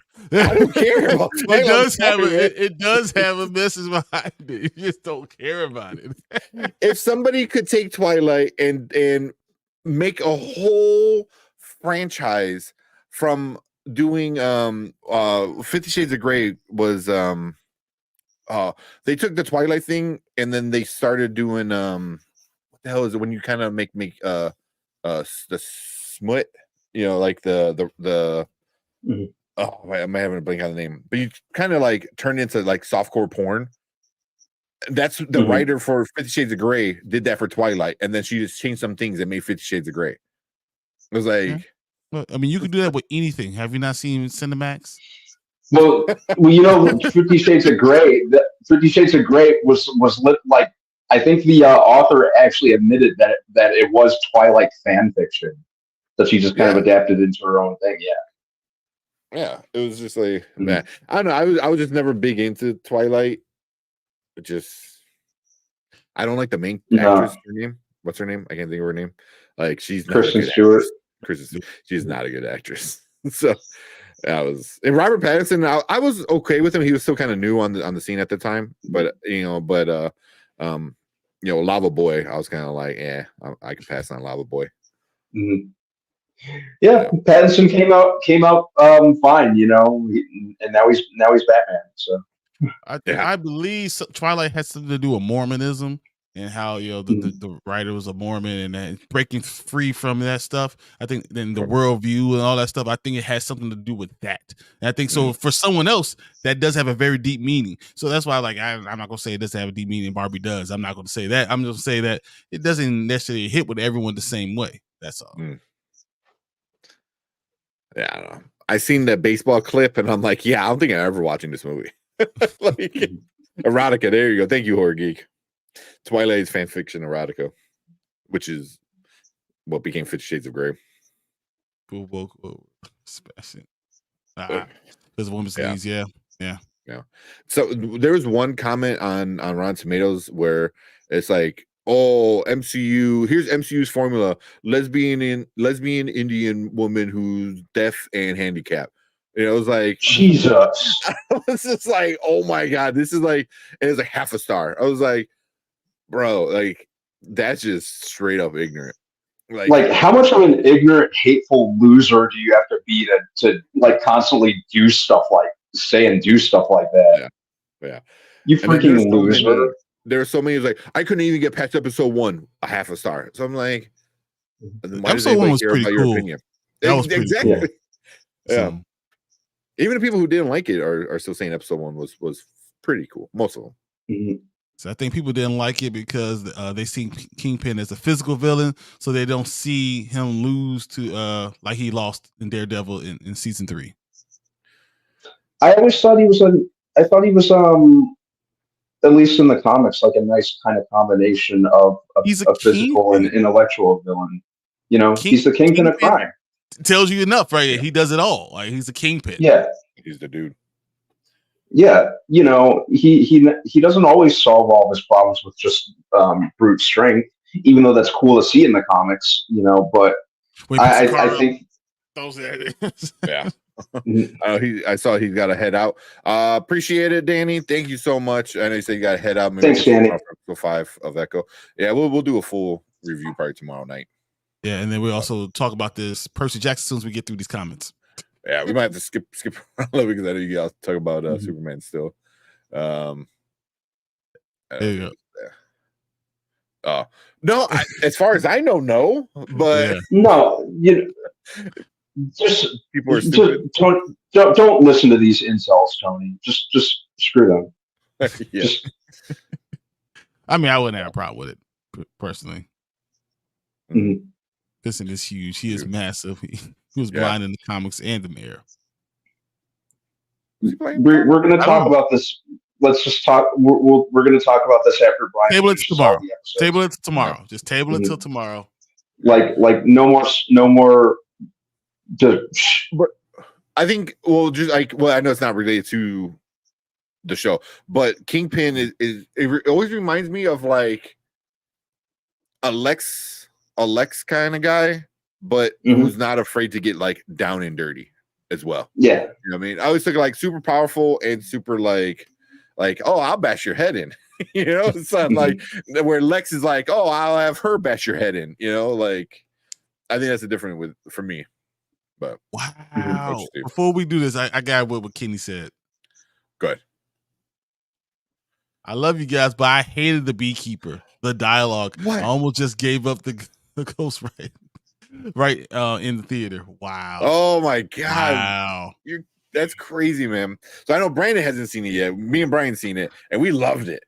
Yeah, that's like saying you hate John Wick. You know what I'm saying? You hate John Wick then, Kenny? Is that what you're saying? You hate John Wick then? Like what are you talking about? What? Oh my god. Yeah. Depending on how much snow we get hit with tomorrow, I'm gonna try to get to see it once and for all tomorrow. Mm-hmm. Oh, yeah, because it comes out this weekend. Yeah. But the dialogue is it's not what the movie's about. It's not like a deep meaning movie. You know, like it's about him kicking people's asses, taking names and walking up to them and beating everybody up. Like not even like I'm not gonna come in and like blow up something. No, I'm just gonna walk up to you and beat everybody around you. That was awesome. I've never seen anything like that. Yeah. One of the best scenes is like he walks up because I'm gonna give you the count in 3. He's like 1, 2, 3. It was like he's like fuck you. That was awesome. I was like he's such a badass. Oh, is it? They can't wait to check it out. I mentioned Beekeeper in the same sentence. Oh my god!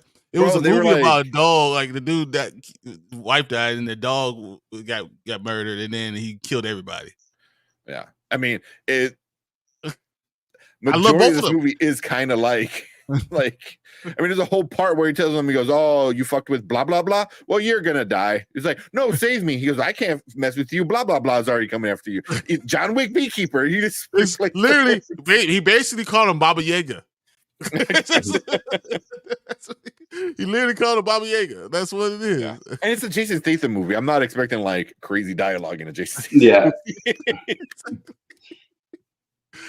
Oh, Statham usually understands the assignment too. So yeah. I mean, I could kind of say the same for Keanu, but he has some good movies where, they're like pretty solid. no, I mean, Mhm. you can't say that after the Matrix. You can't. But the Matrix wasn't his dialogue. That's fucking Lawrence Fishburne being an amazing legendary actor.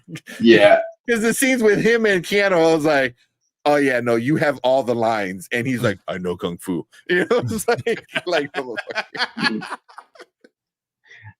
Speaking of Keanu Reeves in the Matrix, just kind of like skimming clips of the last Matrix movie, and for that matter, Bill and Ted, the third Bill and Ted. I think Keanu's been playing John Wick so long that he doesn't break character, because he was essentially playing John Wick dressed as Ted in Bill and Ted 3, and he was essentially playing John Wick playing Neo in the last Matrix movie, even though that movie was total crap. But he just comes off as John Wick and everything nowadays. That's it. He needs to cut his hair, and then he'll not be John Wick. Yeah. There we go. So Horror Geeks in the house. What's up? He says we'll be watching Mean Girls and Book of Clarence tomorrow. Book of Clarence sounds awesome. It looks amazing. I cannot wait to watch that. I'm supposed to see it tomorrow, but I doubt I'm going to with the snow. Mm-hmm. So yeah, I'm gonna try to make time. A lot of it rides on the snow, and if we're really gonna get as much as they're saying we do, because I want that Burn Book popcorn tin. I don't even know what that is. From from Mean Girls. That's kind of cool. It's the actual burn book. I'm like, it's the burn book. I'm like, that's what you just said. I was thinking of like a burnt book for some reason. I was like, I don't know why. Yeah, the burn book, which is what they do in Mean Girls. Yeah, that would be kind of cool. I actually might want to buy that one. All right. Yeah, the sequel to Beekeeper will call it Honeycomb. Still need to see Sisu. Yeah. Sisu. So he said, Sisu's a pretty good one. Yeah, Sisu was awesome. The detective's family member died and never cared at all. I don't even how much I don't remember. I don't even care. I don't even remember who you're even talking about. No, she did so much. She did though. Oh yeah, that's right in the beginning. That's at the beginning. Her mother. Yeah, she did. She was distraught. That's why she was irrationally angry. Like, becoming alcoholic. Like her mother died. That's what she did care, and she was just totally irrational. And then she understood that you were the person that has been there for my mother when I wasn't. So that's I'm saying too much about the movie. You know what, Kenny? I'm saying too much. Yeah. Everyone knows Keanu's Baba Yaga. Did you ever see Knock Knock with Keanu? I did, yeah. I don't think so. Eli Roth directed it. That's what, Beekeeper 3, Honey Buns. I'm all for it. There you go. What is Saltburn? I don't know. I gotta watch it now because oh god, everyone talking about it. It's hard to watch, guys. I'm just letting you know. Oh, both of you guys watched it? Yeah. Yep. Damn. Don't watch it while you're eating. Oh my god. Yeah, that's what I heard. I made that mistake. Oh no! I'm sorry. I should have said something to you, man. Yeah, don't eat anything while you're watching it. All right, let's do this Percy Jackson quickly, and then we can so. look at these trailers. I really want to see Mr. and Mrs. Smith. I still want to see Abigail, and we could intentionally skip Halo season 2. Oh yeah, the whole season, not even just the trailer, the whole season. Yeah, I hate up to the ending. I heard the ending is like people either hate it or love it because of the ending. So yeah, all right, let's get into this Percy. so we can watch some trailers, maybe talk about the Mando, and we even got into like Supergirl. Oh my goodness, we got so much to talk about. So much about MCU for like an hour and a half. All right, let's talk about Percy Jackson. All right, what is up, everyone? Welcome to the Spoiler Kings. My name is Tim Kramer. I'm with Brandman Brandon down there, Brian DeGrizzly, and we're going to talk about Percy Jackson and the Olympians, episode 5. It's the newest one that came out this week. We're past the halfway point. I believe there's 8 episodes. So yes, we're coming up. Yeah, we're coming up on the end of it pretty soon. So yeah. So what do you guys think about it right off the bat? How'd you like it? Like I said last week, I think this show is just really succeeding where the movies failed. It's doing much more justice to the books. Mm-hmm. I like the smaller kind of like character moments. I think it does a good job with those, especially. It just really just fleshes out the characters, and I think it just feels a lot better rounded. Like I've said multiple times, the episodic angle was the way to go with the show, and just the performances. Walker Scobell is just doing great. Scobell. Dude, you're saying that, man. Leah Jeffries, dude. This episode, Leah Jeffries. Oh man, all the emotion that she was showing, and it was so good. I was looking at her like, man. I was looking at her like I was thinking of like my daughter. Like wow, you're doing an amazing job. I'm loving it so much what you're doing, and then having it be so close to the books, it's just it's done so well and so much fun. It's so much. The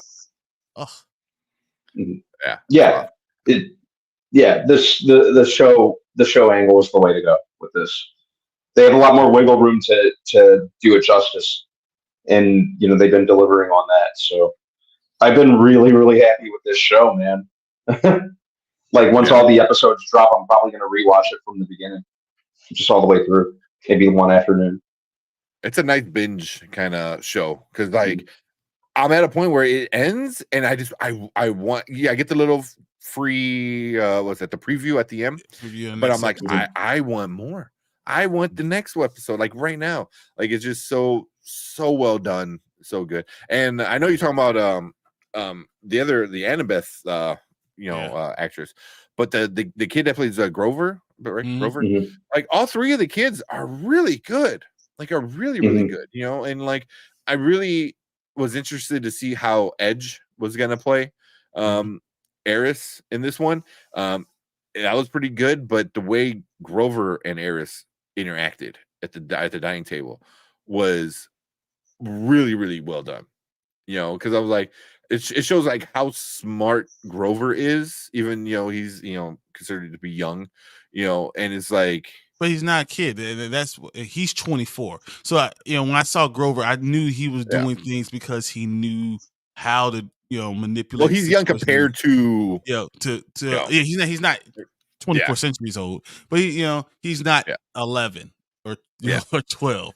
And I think that's what. But you're right. But what's his name? I think his name's Orion. Orion is doing a great job as Grover. Grover. Yeah. It was really all 3 of them are just so good. But like you said, the girl playing Annabeth was the steal of the show. Leah Jeffries. She's been the best part of this entire thing. Like I've just been enjoying her. I mean, and they told her, they said she's the star, and she's been the star going forward. And then Walker and her, those scenes are so powerful. And I enjoyed him saying, "I chose you because you're going to be, you're better than me." You're going to sacrifice me, and you wouldn't hesitate to do it because you have to get through this. I thought that was so good. And then her emotion, and then her not leaving. That was so great for me. Like, I'm not gonna leave my friend. You connect to me now. You and I are doing this together. That's it. There's no other question. And that's when you saw the guy. Which was it? Which god was it? Hephaestus. Or was it said? Yeah. He saw it and he was like, I'm going to release him because you're not going to give up. You will just sat here and you showed a mirror to me to say what's wrong with all of us. I just thought this entire episode was so well done. Yeah. No, there you go. Kenny brought up Hephaestus, yeah. Just it's just really interesting how, like, one, because I never read the books and I really don't remember the movies. I think I saw the first one once, and I don't think I've seen any of the sequels. So this is all pretty new to me. I love how, like, Percy's like he knows the stories of everything because of the mom, but he's also like a good person. You know what I mean? Even though he's considered to be like a demon child or whatever the hell they're calling him, a demigod. I know he's a demigod, but he's forsaken. He's just one of the big three's children who are not supposed to have kids. Yeah. You know what I mean? So, like, now, demigods already cause a lot of issues, but now he's a demigod of a god who shouldn't have kids, or is agreed upon that Yeah. So I forgot what they call, like, a forbidden kid or whatever they're called. Like, there's a certain name for those demigods, and how he's just so different, from all of them, and I just like how it's rubbing off to other people, that you didn't think it should have been rubbed off onto. So I'm really curious to see where this goes, and what Eris did. Is he helping him? Is he not helping him? I mean, I feel like it could be kind of in the middle. Like, I'm not sure where he's at yet. Just just knowing who the character is, God of War, you expect him not to be helpful, but I don't know. I feel like a lot of times shows like this, they already set it up where, like, maybe the monsters aren't the monsters. Like, they did that with, not always. Yeah, they did it with Medusa. Yeah. And the mom set it up in like the first 5 minutes of the show. It's like, they're not all, like, the monsters aren't always, evil kind of thing. So I'm kind of wondering if they're doing something like that with Ares. So I Edge just crushed it, though. He crushed it.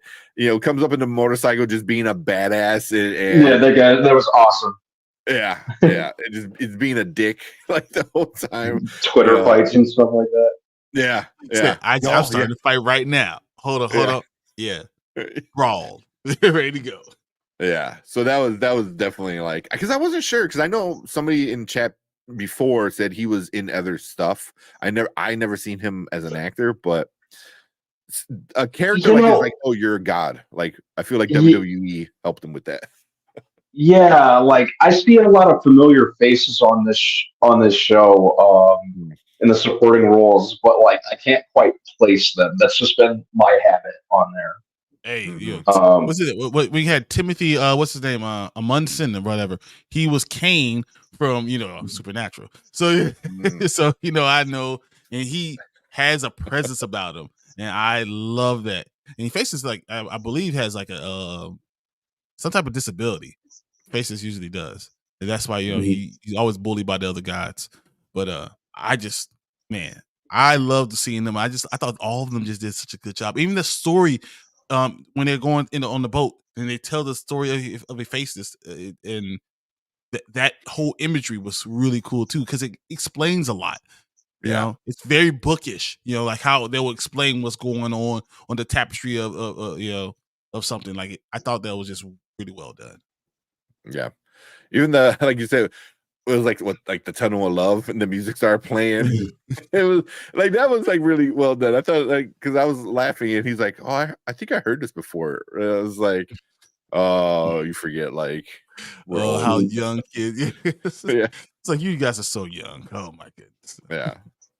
So, yeah, it was just it looks so good, though. Like, like I know like obviously it should look good because it's a bunch of like CGI, but I just think it looks good when they're in the carnival amusement park kind of thing. I thought that looked really cool. The whole area looked awesome. You know, especially it being really dark. Like, you know, like they had some pretty good detail in it. So just the overall show just looks really good. You know, so they spent time. It took time. They didn't just rush this thing out. It's not like the movies. It's actually written well. They're thoughtful about where they're going, why they're introducing characters.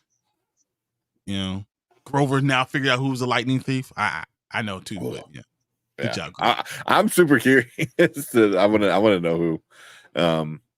Yeah, but I wonder if he going to be right though. That's a better question because he could maybe figure it out but not be right. You know, or so he thinks he figured it out. I mean, we know who it is because of the way. I mean, if you read the books or seen any of the movies, you know what it is. But yeah, I think he's going to figure it out, and that's why why Vegas is important to go to. Yeah, but yeah, another character, Lin-Manuel Miranda is Hermes. You know, which they teased at the end of episode 1, I think, and in the preview for this one. You know, for the next episode, because all lost children are grow up in Hermes' house with all his. Oh, kids. Yeah, that's right. Yeah, shit, that's right. I forgot about that because that's important. Yeah. Okay. There you go. So yeah, I don't know. It's really good, man. It's really good, and it's really like got me hooked. Where like on Tuesday, I'm like, oh, Percy Jackson's coming out today. So, I don't know. You guys got anything else? Any like good things or maybe a bad thing you didn't like about this episode? No, I don't think I had. I was fine with it. Yeah. I can't think of any downsides to it. Okay. I love those actings the kids were just acting so well. Everything was very balanced. I can't say I didn't like any part of it, except for the fact that I thought Percy was going to be able to breathe underwater. Didn't he?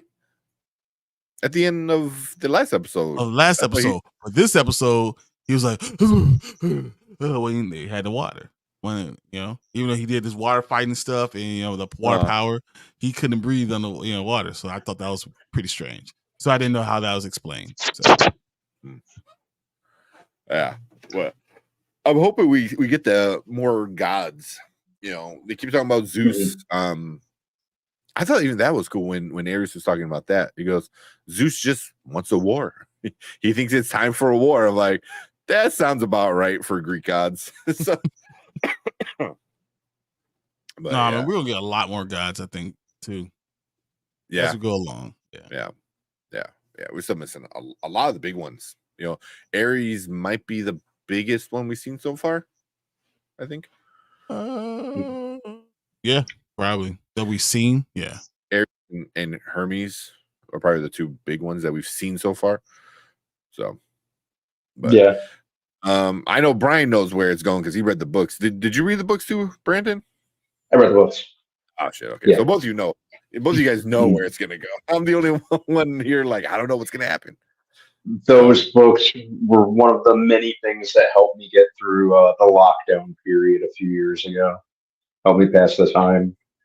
That's when I looked back at the movies and was like, what the hell were they doing? What were you doing? Right, how bad it all was. Mm-hmm. Okay, all right. Well, let's see what some of these comments are saying. So we got Kenny. Kenny said, I feel like Percy Jackson is the first good Disney Plus show outside of Marvel and Star Wars. Yep. At least that's what I've seen. That's why I've been saying that too. I liked Holes, but that was a movie. Which one? Holes. Shia LaBeouf. Yeah. What's the movie? The TV show, the one that we saw on Crater. I like Crater too. Crater. It was good. Yeah, that was a movie. I kind of understand like why you got this confused. Yeah, like, the whole Crater as a whole. And they're all like, oh, you mean that 2003 movie with Shia LaBeouf, huh? It really was. Mm-hmm. It really was. Although I just a little off topic. The song that's in there, the digging the hole song that they have in there, that was kind of like goofy. You can't find it on Spotify or anything like that, because the studio that owns it is like Marvel Music Studio or something like that, or Disney Music Studio that never became a thing. So like this random studio that's dead in the water owns the rights to that song, but that's really the only song it holds. So it's like it's hard to find that song streaming anywhere, which is stupid, but yeah, that's weird. Yeah. I'm just reading the comments. I know. Fucking Tony, man. Oh my god. It made me choke here. Oh my god. Hose was cool, but I like Gate better. Oh my god. I wasn't ready. I'm still not ready. Oh my god. And Brand said, I like Hose also, Shia LaBeouf, but I find like Crater, or I finally seen Crater or something. I think I say something else. Did you guys know the guy from Toby Stevens who played Poseidon? I think he played Poseidon in the first Percy Jackson. Is also Poseidon in this one. Oh, really? Oh no, I had no idea. That's awesome. Yeah, I was like, oh, he plays a good Poseidon. So I thought I was looking at it, I was like, oh, that makes sense. I like that. Let me know if I get like laggy or frozen. I don't know why my internet just started crapping out. Snowmageddon has started. It didn't like Crater. Really? Oh, okay. I thought it was fun. Can a song be claimed if the record company doesn't? It exists, but it's weird. Copyright's fucking weird anyway. But it's weird because like the studio is like a studio that never ran with what they wanted to do with it. But I remember watching that movie and hearing that song. I'm like, oh, that's a pretty cool song. I can see that taking off, but it never did. And now I found out like years and years later why it never did. I was like, oh yeah, they just fucked up the whole studio thing. So, all right, let's get back on track. Tony said, when people bring up Percy Jackson, I think of Alexander Daddario. I bet you do, man. Well, yeah, that was. I was gonna say which part of the movie, not. All right, we're moving on. My favorite character is Annabeth by far. She's killing it. Agreed. She is. Yes. Oh my god, she's so good. Yeah. Kenny said, I'm caught up, but I'm rewatching it with my wife to get her up to speed. Nice. And Edge was great in this episode. He was really good in this episode. It was really good. Yeah, but I mean, we didn't ask him to stretch very much. I mean, it's just, I need you to be you. Can you do that? Good. All right. Think you're a god and you like fighting. Be over the top a lot. And here's a cool trench coat. He's like, I guess I'll do my best to go ahead and make this work. Yeah. It's like, do you need me a vampire too? I can do a vampire. I've done that before. Do you need me to spear somebody? Just one person. I'll spear him. Mama Bear said the books were great. Which movies were based on them? Now we got the shows. Once War, a bunch of demigods sounds accurate. Yeah. Movies were such trash. They were so bad. I only seen the first one, and then I seen it once, and that was it. Have you tried YouTube music? I'm sure. I'm pretty sure it's on YouTube itself, but like on like Pandora, Spotify, iTunes. Like I don't think you could find it. It's called Dig It. Oh, fuck. Make me look. Dig It. I'm pretty sure that's the name of it. Yeah. I think it is. Look it up real quick. But yeah, that was Dig It Up. So let's go. Or host Dig It. Maybe Dig It Up or Dig It. One or the other. It was very much like a Disney-fied rap song, but it was a lot of fun. Yeah, pretty much. Dig It by The Tent Boys. The Tent Boys. That's who did it. I wasn't ready. Oh my god. Yeah, I was kind of like, I'm like, they completely mess up movies. They do. I mean, the movies are awful, and it's because they didn't. It's obviously they didn't read the books, and that's why you don't care about where the stuff comes from, the information comes from. Then you're going to do it poorly. Just like if you, a show is better when you have the creator of the show involved with making episodes. When you have that involvement, it just makes it better. Yeah. Because then it just puts like, who knows the story and knows what things are meant to be. So and I think like J.K. Rowling, if she wasn't involved in Harry Potter, it would have been trash. Yeah. Much she's terrible, but it doesn't matter. You need to know the characters, the inside. Yeah. I think a great example is Game of Thrones, because it starts off. You have the book material that they kind of go off of. They change it a little bit. George R. Martin is still involved, but then once you get past his work, and he just kind of is like, oh, this is how I was gonna finish the story later, and then that's when it fucking sucks. So I was like, everyone's sitting there looking at it like, what's next? Yeah, here I can't say George R. Martin. George R.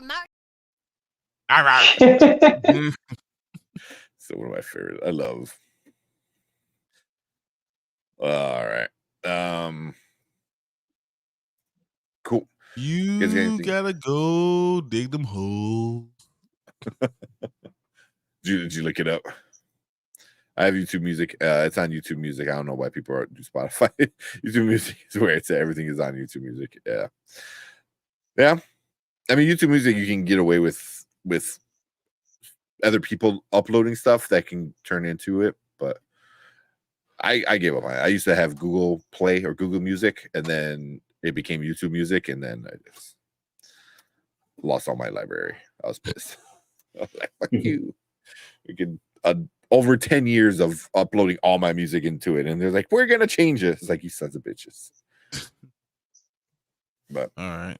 You guys got anything else? If not, nope. No, we're good. Cool. I think that's about it on my end. All right. But yeah, that's our thoughts on episode 5 of the Percy Jackson and the Olympians on Disney Plus. So leave a comment down below. Let us know what you think about the show. Do you like it? You hate it? Who's your favorite character? What do you think is going on? Don't spoil it if you know what it is. But yeah, I appreciate all you guys coming in and hanging out with us on the replay. Make sure you hit that like button, hit that subscribe button as well. And if you want to join us, make sure you hit that join button. We also have a membership now where you can come and hang out with us live, and your name gets shouted out in the video. Your chats get prioritized. So definitely come be a member of the Spoiler Crew. Appreciate that. Anybody watching live, stick around, because we're going to move on to our next topic. All right. George R. Martin. Yeah, that's one of my favorites. That episode is like one of my favorite episodes. You say that about like 5 different episodes all the time. It's the Game of Thrones, and instead of so it's all about who they want to be. If they want to be the new PlayStation, or they want to be the new Xbox, and then that's how they start this like battle, like Game of Thrones battle.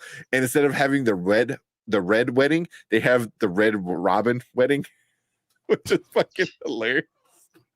Like, oh my god, it's so good. I think it was like a 3-parter, like the Console Wars or some shit it's called or something. But South Park is so good, man. South Park, as long as they got shit to make fun of, they're gonna be around forever. We'll see. Eventually they'll do too much, and then they'll be like, no. Oh yeah, no, the trapped in the closet one, that was hilarious. Oh, yeah. The pizzas are coming. The pizza. That. So Annabeth is not the one. Oh, same with that. Yeah. Don't betray him. Yeah.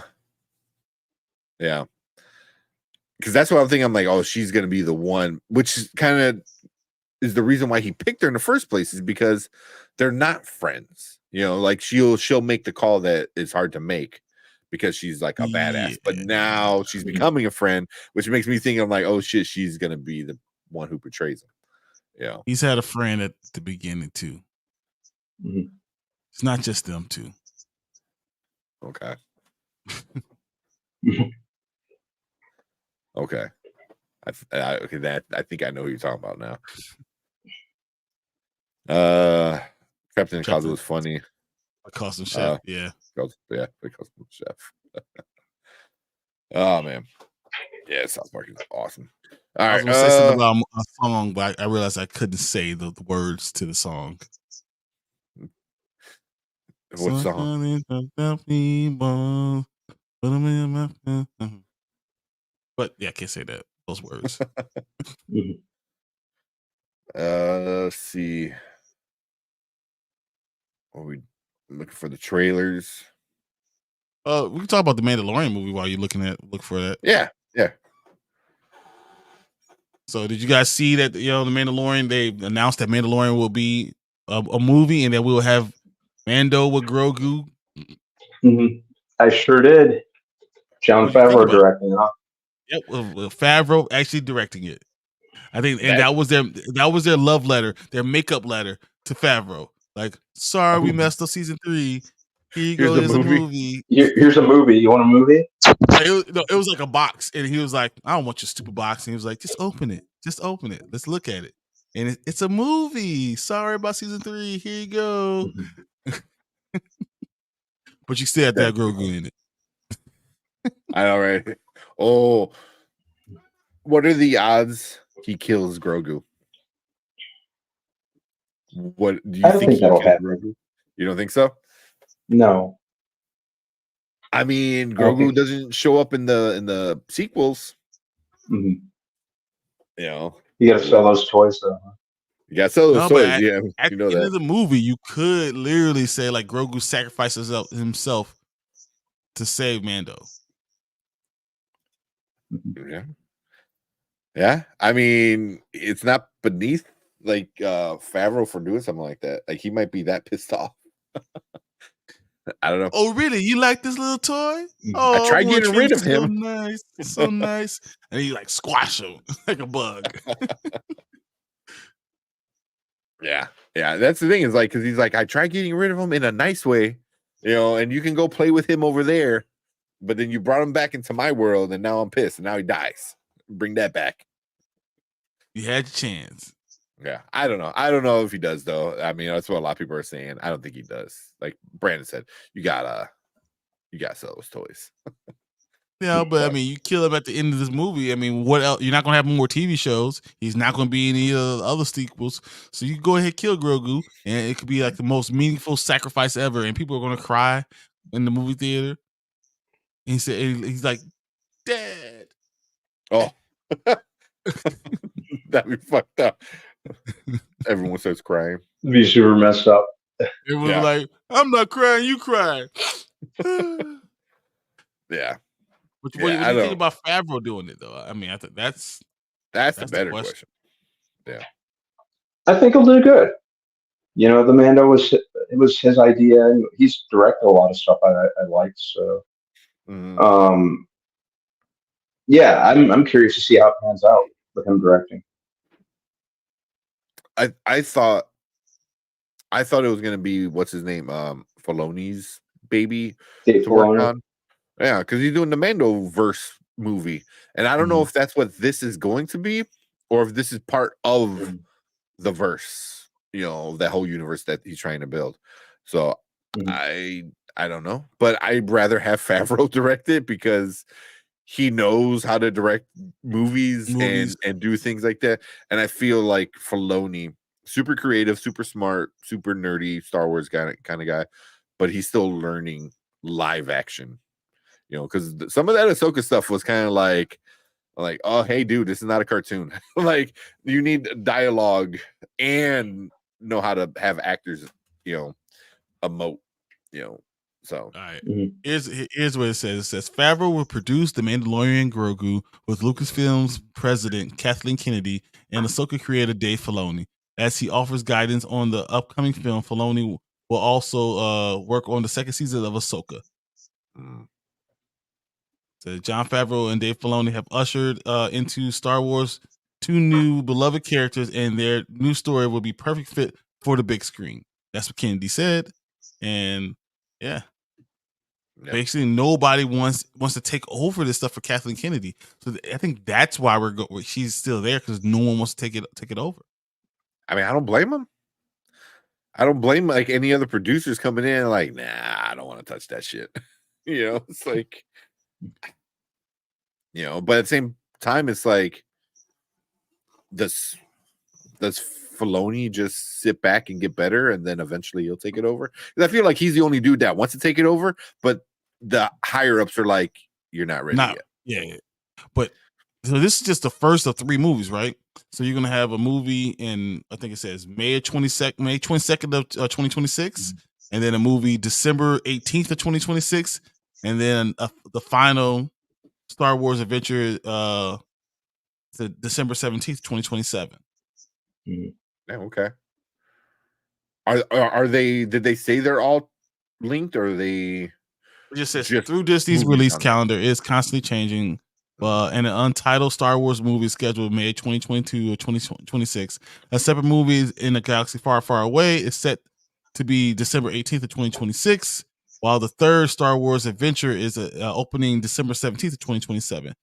Disney has to clarify the specifics of which movie goes first.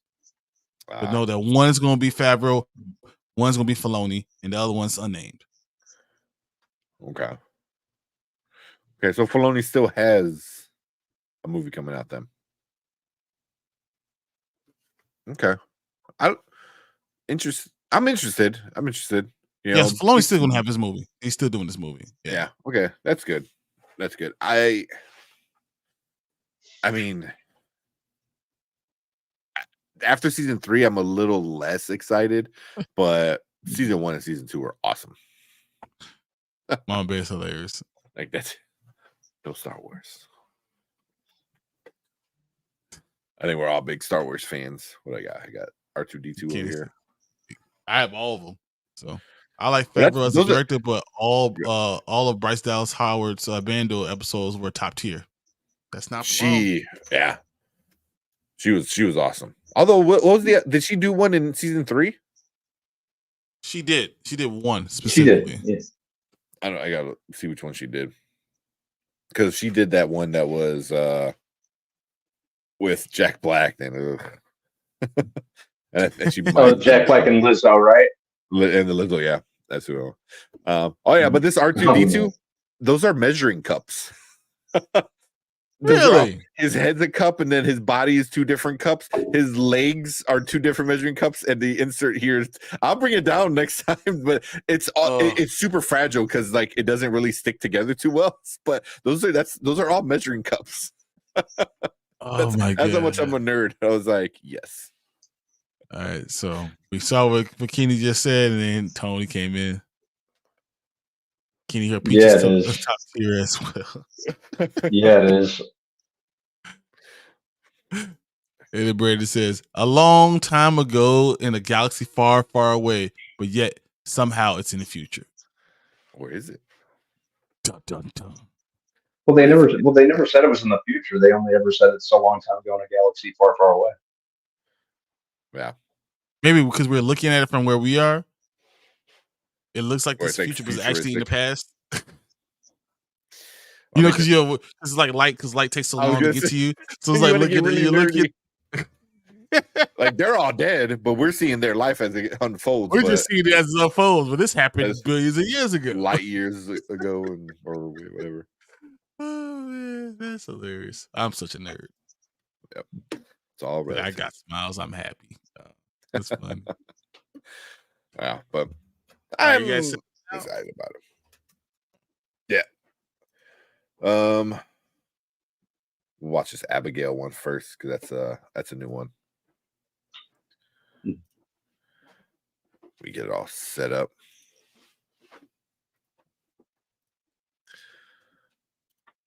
Oh man, what time is it? All right, we'll probably have to do like one trailer. That we may be able to two. But I really want to talk about that the chick who's playing Abby.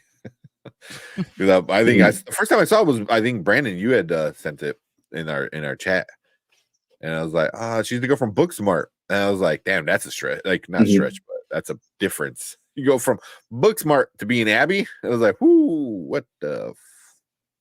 why do you want all that hate? Like, why do you hate yourself? Like, people are gonna hate you so much. And I'm not spoiling it. She's like, if you don't know, you don't know. But bring all the smoke. We're good. It says Filoni. So after he does Ahsoka season 2, he'll do his Mandalorian movie. So his movie will probably be the last movie. He will wrap it all up. Filoni's? Yeah. Okay. That I can see that. I like that. Because then it gives him control of the finale of it all. So he's able to take his characters and his stories and be like, boom, this is how it ends. It says and Ahsoka it could season be 2 is going to matter a lot. So Ahsoka season 2 is going to matter a lot, and then you get the movie. And I wonder by then, is he going to have enough experience by then to maybe replace KK? He goes, here, boom, here's the movie. This is Star Wars going forward. This is how it's going to be. You know what I mean? Like he's like, all right, we're done with the Skywalkers. Now we're doing other shit, but we're still doing Star Wars shit, but just other stuff. I don't know. As long as it makes sense. Yeah.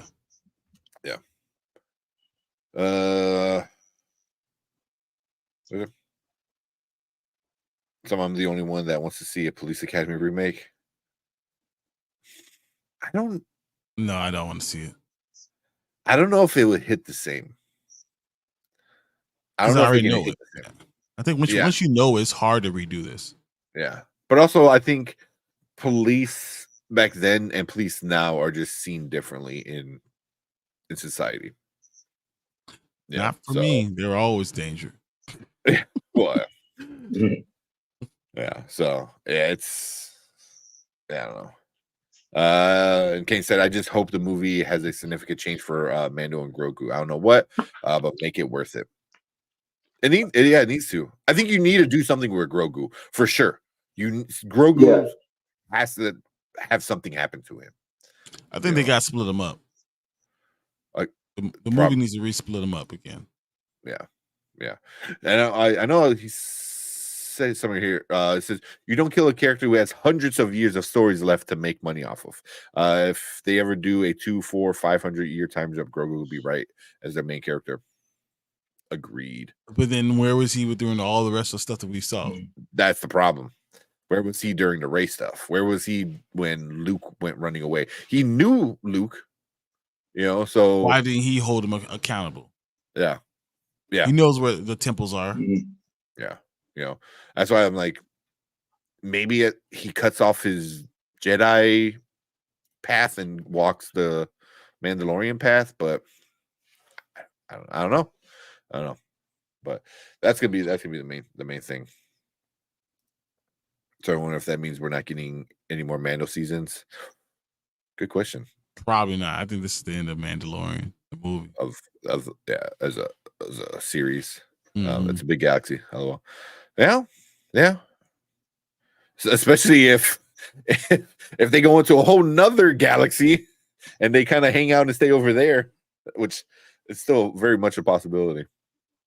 But all right, you guys ready to watch this Abigail trailer? Sounds good to me. Let's do this. All right.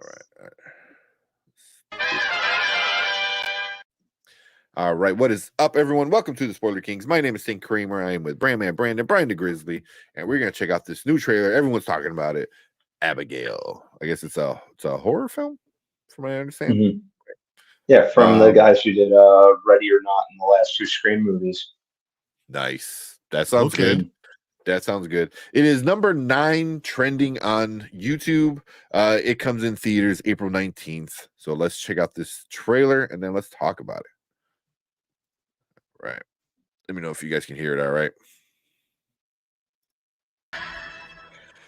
Oh, man. Oh, man. Don't hit him with the Undertaker stand. Sit back up. All right, what you guys think? That looks fun. And not to mention a little creepy. You may have seen me kind of looking behind me just now. No, I'm going to see that. This apartment of yours is... I do not. Oh, man. But yeah, I'm going to see that because I like those guys' work. the Radio Silence guys who did Ready or Not in the last 2 Scream movies. So I know they were kind of keeping this movie under wraps. I remember they mentioned they were doing something new. Around this time last year, they had announced this, and they were just kind of keeping everything about it hush hush. So I don't even think they even said a whole lot about the cast. So yeah, Giancarlo Esposito. Dude. Giancarlo Esposito, friggin' Kevin Durant, Dan Stevens, who I love as an actor. Yeah. Catherine Newton, I saw her in there. I was like, oh, you get to kill Catherine Newton? Oh, yeah, well, hopefully, I don't know. Melissa Barrera was in there. Melissa Barrera, yeah. So yeah, I'll check it out for sure. Looks like a lot of fun. It does. I love the fact that it was like, oh, this little girl, we will be so nice to you. If you do everything we get you, you'll survive the night. And she was like, I'm sorry for what's going to happen to you. You have no idea. Yeah. It's the was it Ready or Not? I think you said they did, right? Yeah, that Ready or Not was a good one. Yeah, that movie was super awesome. I am very unexpectedly, was surprised with that one. And yeah, the last 2 Scream movies were awesome. So of course, like Melissa would be part of it. So that looks awesome. That looks a lot of fun. It's a creepy like little girl. It's like seems like a more fun Megan. Like, kind of. Although Mama Bear says she's adorable. I don't know. I'm not giving her a hug anytime soon. Yeah, that does look pretty awesome. Yeah, I'm gonna see it. Yeah, just the when she's like has Dan Stevens and this looks pretty good. Yeah, I'm gonna see it. Got the right amount of jump scares. It has the right amount of all the stuff. I thought that looks really good. Yeah. Oh, that's super fun. Yeah. Even like the vampire joke, where she's like, "Oh, how do you kill it?" Like, "Oh, and then this goes down the list." So Anne Rice or True Blood or Anne Rice, True Blood, Twilight. It means he sparks in the sun. I don't know. We'll see. Yeah. But yeah, that looked fun. I did not expect this. It came out of nowhere. Coming out in April. Same. Yeah. Yeah. Let's see what you guys are saying in here. I know Jorge's like this. Oh yeah. Mama Bear said looks fun. Kenny said that must have been a really fun role for that kid. Yeah. Everyone's running away from you. That's so cool. Yeah, you chase him around. Brandon Davis said, I feel like the entire movie, but I'm still definitely gonna see it. That's the entire it's a nice little twist. It's super cool. I think it's gonna be another twist because Giancarlo Esposito is not going to need just to be introduced to something and walking away. There's gonna be another twist like this going on. Or you were hired by her father to feed her. That's what it was actually, and I actually work for him. It's gonna be something good like that. So yeah. Definitely something new. It really is. It really is. Yeah, we'll definitely watch. Yeah, I know. Horror Geek is like, oh yeah, it looks fun. The eyes are fangs. Yeah. I would hug her. Because my last would probably be, "Oh, aren't you a cute?" Yeah. Freaking the word. Gush blood. Isn't that Ant-Man's daughter? Yeah. Captain Newton. Yeah. Yep. That's right. It's her from Ant-Man's daughter. Supernatural. Obviously, come on. Supernatural too. Obviously, I don't know who he is. Not him. The little girl, I don't know who is. Giancarlo, obviously. Yeah, Angus Cloud. I have no idea who that is. Because I was looking up the cast. He was on Euphoria. He actually passed away last year. Yeah. Oh, yeah. Okay. Yeah. Yeah, that is him. I didn't even catch him there. Yeah. Okay. Yeah, Kevin Durant is in it. So it's a pretty good cast, and obviously Melissa Barrera is in it. She's there's a good picture of her. From Scream. So it would make sense why she would be in it. Dan Stevens. awesome. Legion's so awesome. Yeah, he's great in Legion. He was great in The Guest. He was great.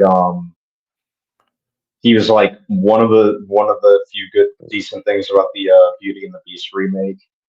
Oh, I always forget he was. Yeah, he was the Beast. Yeah.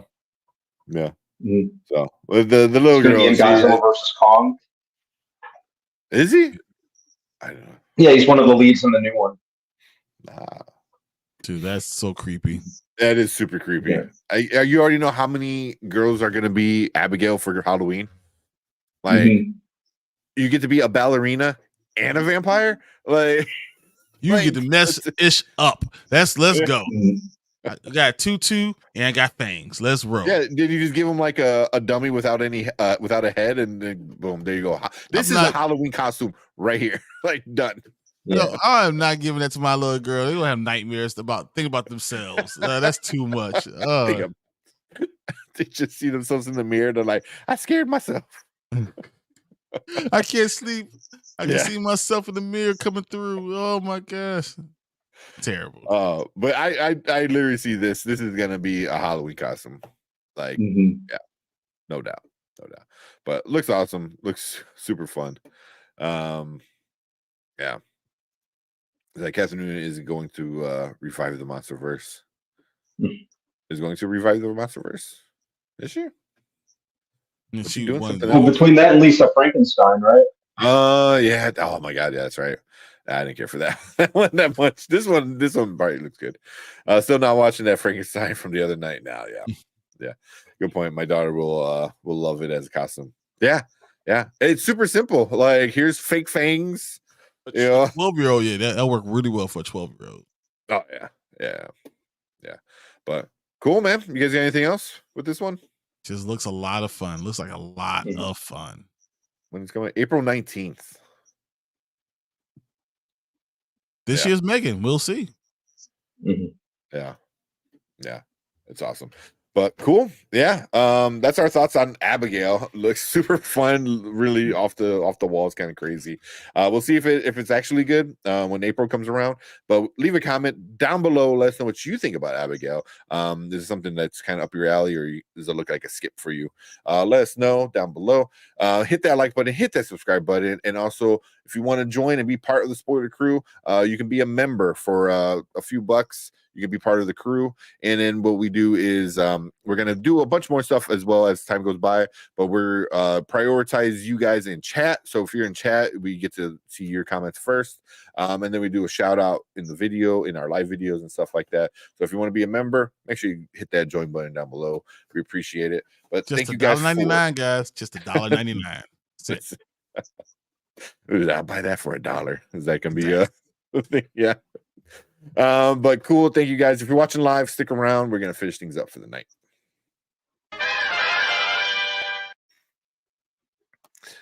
I was saying that as a kid, and I was like, now I know, what the context of what that I'll buy that for $1 was from. I was like, I probably shouldn't have been saying that. Like, we lost him.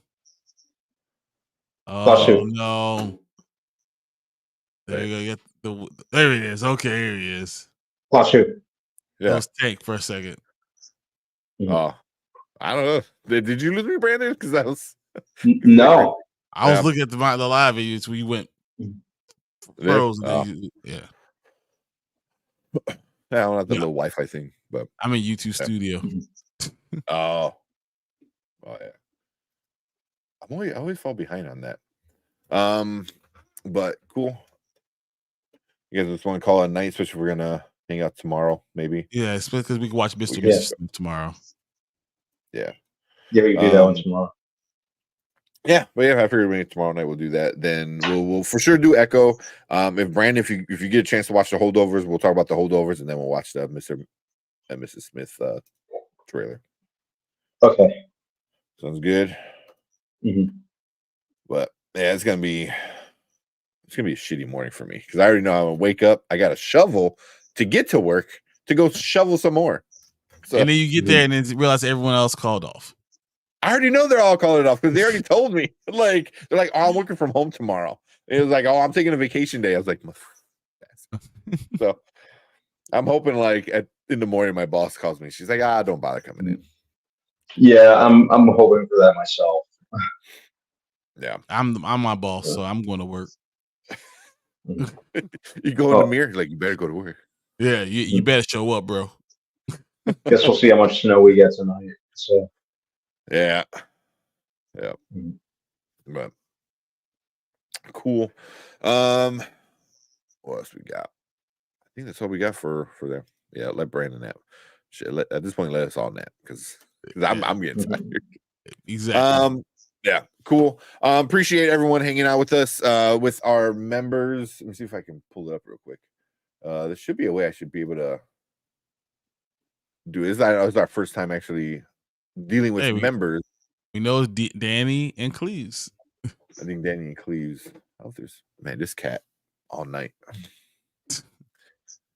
I should probably have it up, but I know it's them two right now. So shout out to you guys. The first two, Cleves number 1, Danny number 2, for our first members. So that is super awesome. Super appreciate that. And Danny with the super chat. So, definitely appreciate that. But there you go.